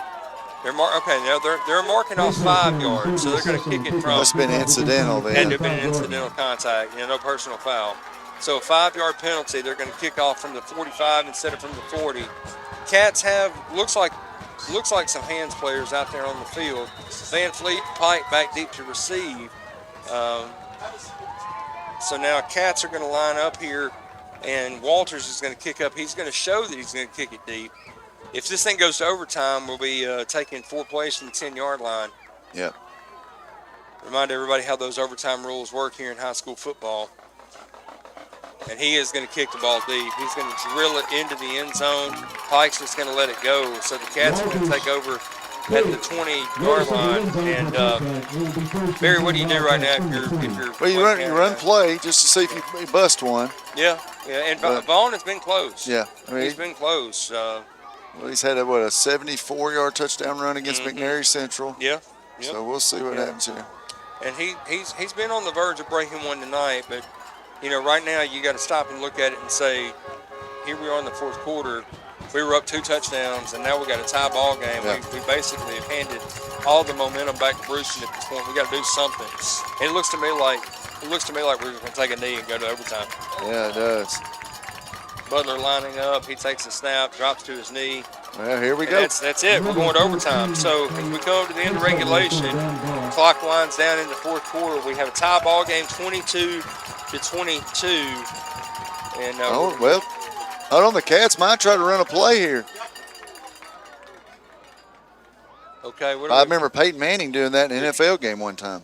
No, we've got okay. All right, time now. So the time runs out now. So that takes us into regulation. And into regulation, we're scored 22-all, and we're going to be going to overtime, Barry. Phew. Here, and you hate to be on the road for an overtime. Yeah. But let's see if we can pull out a little bit of magic here. Yeah. Let's see what we can do. Yeah. We're going to bring some overtime action. Stay right here with us.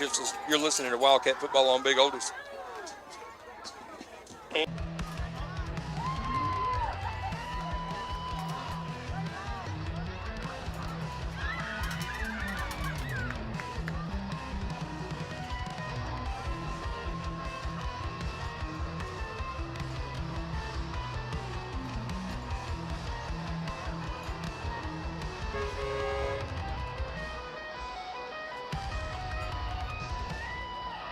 Football fans, high school overtime rules. Each team will get 4 plays from the 10-yard line.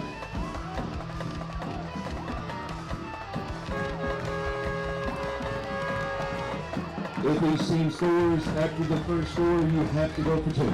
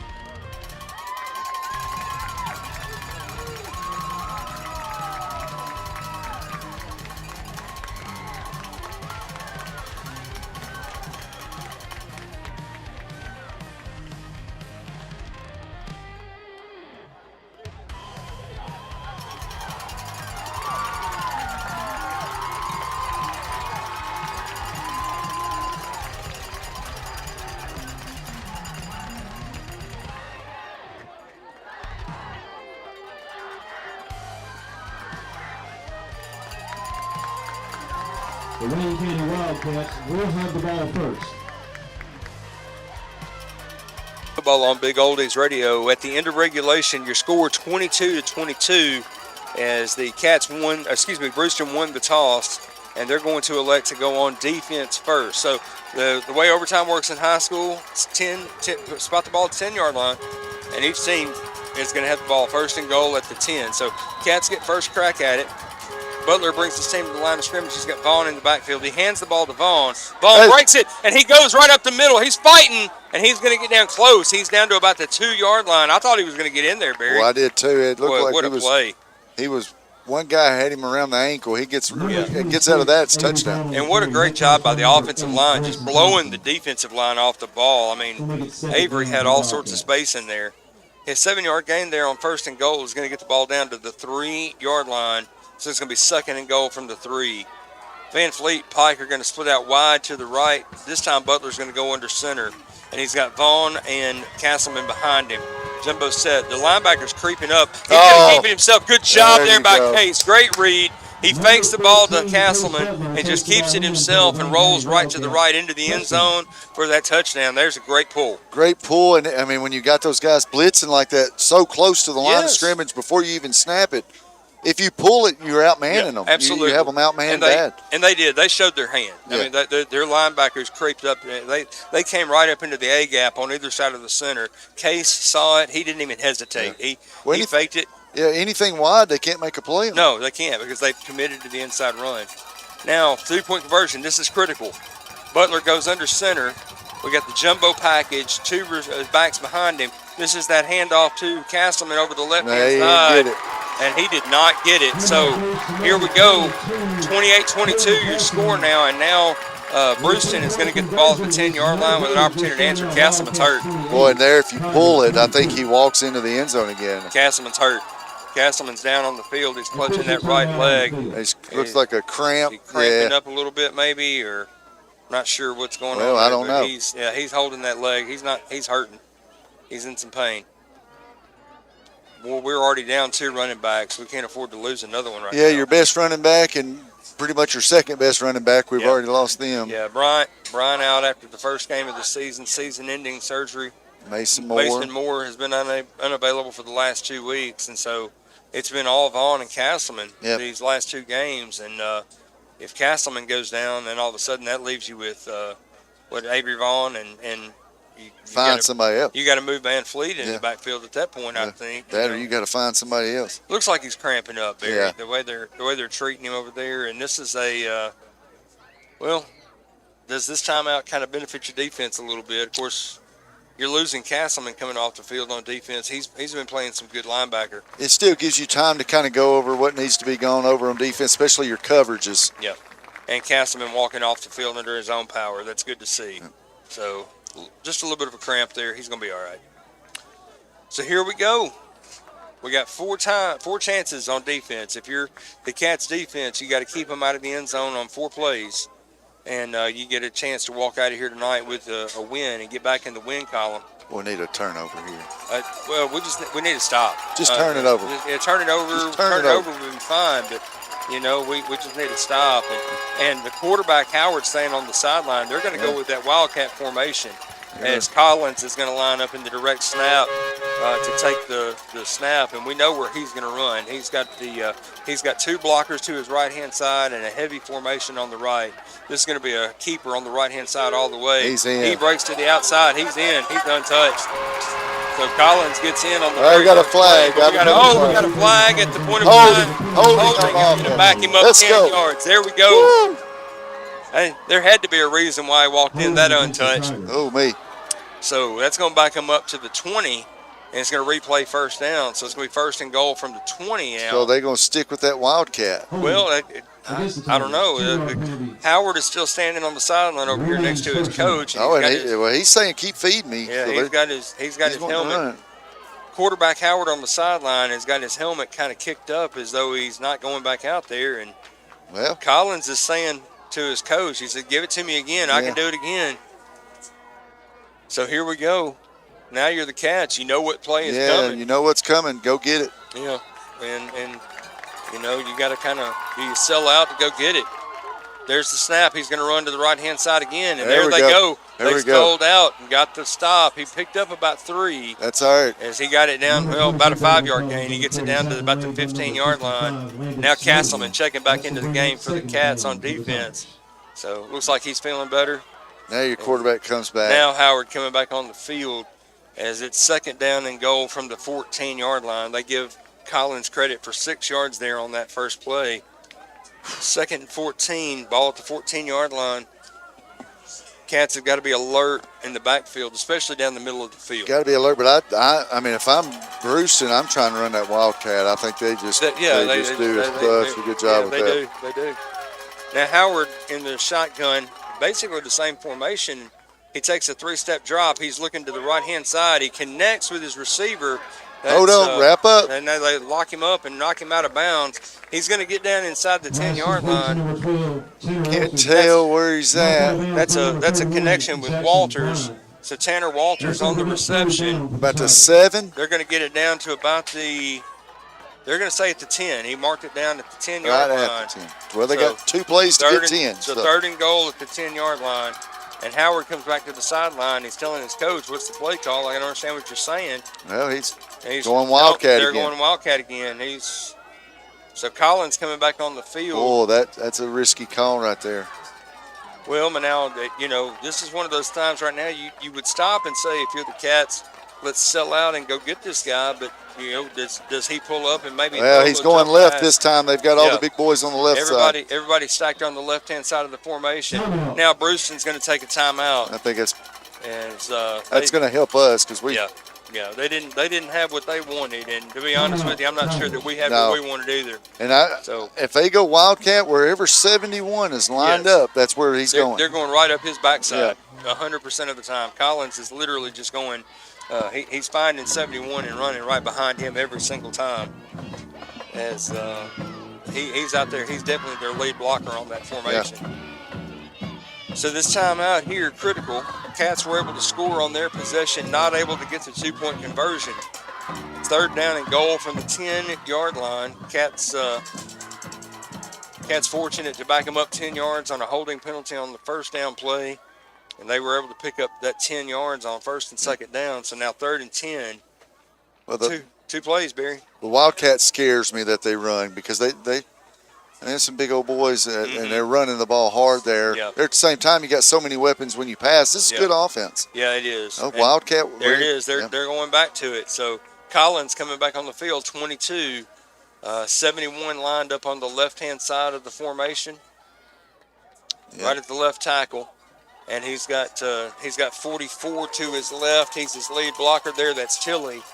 And now he's going to shift the rest of his guys to the left-hand side of the formation. Here. You got to be ready. It's going left. Yeah, and he is going to run to the left. He shifts back to the inside. He's going to get hit and wrapped up. He's short of the line, and they're going to bring him down at about the 3-yard line. So it's going to be 4th down, but the ball is going to be marked down at the 2-yard line. 4th and goal at the 2. He picked up 8 on that, Barry. Here we go. Yeah. Can we get a little penetration? We need some penetration. Absolutely. You're going to have to get penetration in there. So if you're going to stop this play. They're going to go left. They're going to do a little motion here, and they're going to go left. Here it comes. There it is. There's the motion left. Go get it. There's the motion left. Sell out and get it right here. And they go. He stacked up. Yes, he stopped it. They stopped it. Let's go. Yes, let's go. Cats are going to come out here with a win tonight, Barry. Woo! What a job there by the defense getting in there. They sold out, did exactly what they needed to do. Yeah. Got to stop, and the Cats are going to walk out of here tonight. 14-point lead in the 4th quarter. Let them come back and tie it and win it on a great defensive stand in overtime. Well, when you saw the motion go left, you noticed all of our linebackers started creeping up and moving over to that side. If he would have reverse fielded it, he would have walked in and going right. Yeah. And to be honest with you, I thought they might do that. Yeah. You show several plays in a row. Oh man, I got chills. If Collins just takes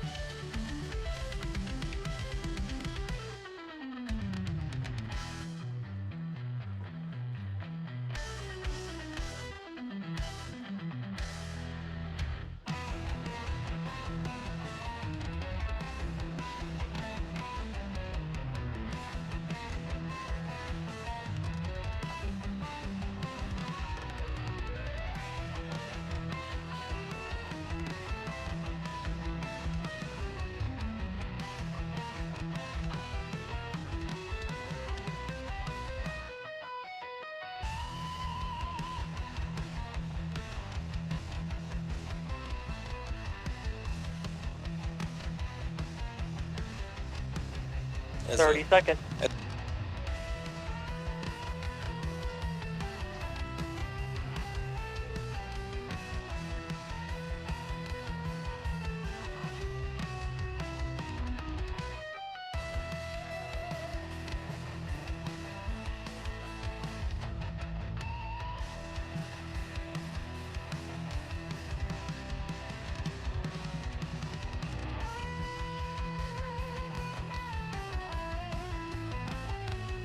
Well, welcome back to Wildcat Football on Big Oldies Radio. Your final score tonight in overtime, Wayne County victorious 28-22 in an overtime game here at Bruceton. Barry, no longer an undefeated team in Region 6, baby. No longer an undefeated team in region play is the Wildcats. That's right. What a game. I mean, this game had so many ups and downs. I just need to sit back and relax for a minute as, you know, we kind of lost it up here. We got a little excited, but hey, that's just how much we love Wildcat football. Couldn't be more prouder than these guys. What a game tonight. I would love to be able to sit back and tell the folks that are listening we're sorry that we're kind of showed our partiality there, but we're not unbiased up here. No, and I'm sure these coaches and especially these boys are going to enjoy this weekend. Absolutely. I kind of feel bad for the coaches because, you know, they get tonight and then it's on to the next one. That's so right. We got players of the game, Barry? We sure do tonight. You know, we're on defense. We're going to give Smotherman and we're going to give Brown. What a game those two had on defense. And then none of this happens tonight without that offensive line. No. I'm giving the entire offensive line the player of the game on offense tonight. I completely agree with that. The big guys up front did a phenomenal job, kept it together for us, and did just a great job winning this ball game. They took it over from the start and really inflicted their will. And so now we're joined up here in the booth by Coach Willis. Coach, man, what a game. It was. I may have to take some blood pressure medicine when I get home. Man, it was a fun ball game. It's always fun, you know, especially when you come out on this side of it. And, I couldn't be more happy for the kids, for the assistant coaches. Man, it's been a long 3 weeks. It's been a hard 3 weeks. These last few games, we feel like we've been in some of them and let them slip away there. You know, tonight started out rough. Giving them a score right off the bat. But our kids were able to fight back and go in, you know, control pretty much the first half. Yeah. And then, you know, we let them get back in it right there at the end. And, you know, I couldn't be more proud of our kids' grit down here on the goal line, man. Just getting that stop right there. Yeah. So happy for the kids, man. They deserve it. Yeah, our defense played fantastic tonight. Really played shutout ball up until the fourth quarter. And, I guess, you know, they get a little tired. You know, it happens, right? They do. You know, getting a little winded. You know, felt like a few things went against us there down the stretch. And, you know, credit to their team. You know, they had some good skill guys, and they were getting their guys in space and finding them. You know, they made it a ball game, obviously, and our kids found a way. Yeah, give Bruceton credit. They kept fighting. They did. They could have folded up and just walked away and said, we didn't have it tonight, but they kept fighting and got back into it there and come out an overtime win on the road is always good, especially in region play. Absolutely. You know, especially Barry mentioned it before the game, talking about the atmosphere over here. You know, especially when they come down here and made it a ball game, pulling it within one score, and especially when they tied it up. I mean, you know, this place, you know, they blew the lid off over here. They did. You know, with the excitement and you know, getting the momentum back on their side. So credit for our kids for handling that and you know, finding a way there at the end. Yeah, found a way to get it done, and that's what you want to do. You get on the road, you get a chance to win, especially in an overtime game. You had an opportunity, and give it to our defense, closing it out there at the fourth quarter, in overtime rather, and keeping them out of the end zone. Absolutely. It was a huge stand out here by them. Yeah. You know, that's what they scored. You know, both 2-point conversions on that they had throughout the game was that power stuff, and that's what they went at right there. And you know, our kids stepped up, made a stop there. Yeah. So, you know, this week's gonna feel a lot different. It'll feel better this week. Ready for next weekend. It will. You know, we'll enjoy it tonight. A little while in the morning, and you know, we'll start breaking down film and seeing what we can get ready for next week with you know, back at our place with another region game. Yeah, McEwen coming to town next Friday night. We start a 3-game homestand at home. So opportunity there for all of you to come out and see some Wildcat football live. Of course, we'll bring you all the action here on Big Oldies, but it'd be great to see everybody come out and support the team the way that this side got support tonight. Absolutely. I mean, we had a good crowd come over here, which, I mean, our fans always travel great and support our kids no matter where we go. I mean, I think we could travel overseas and we'd have a huge crowd turn out. I think you're right. So, I mean, appreciate all of our fans coming out. Sure, all of our fans watching at home and all that stuff, and always appreciate the support. Absolutely. Well, Coach, thanks for taking a few minutes to come over and talk with us. We appreciate you, buddy, and congratulations. Let's keep it going next Friday. Yes, sir. Yes, sir. Thank y'all. So this is Jacob Kitchen signing off for you with Barry Miller here on Big Oldies Radio. Again, your final score tonight in overtime: Wayne County victorious 28-22.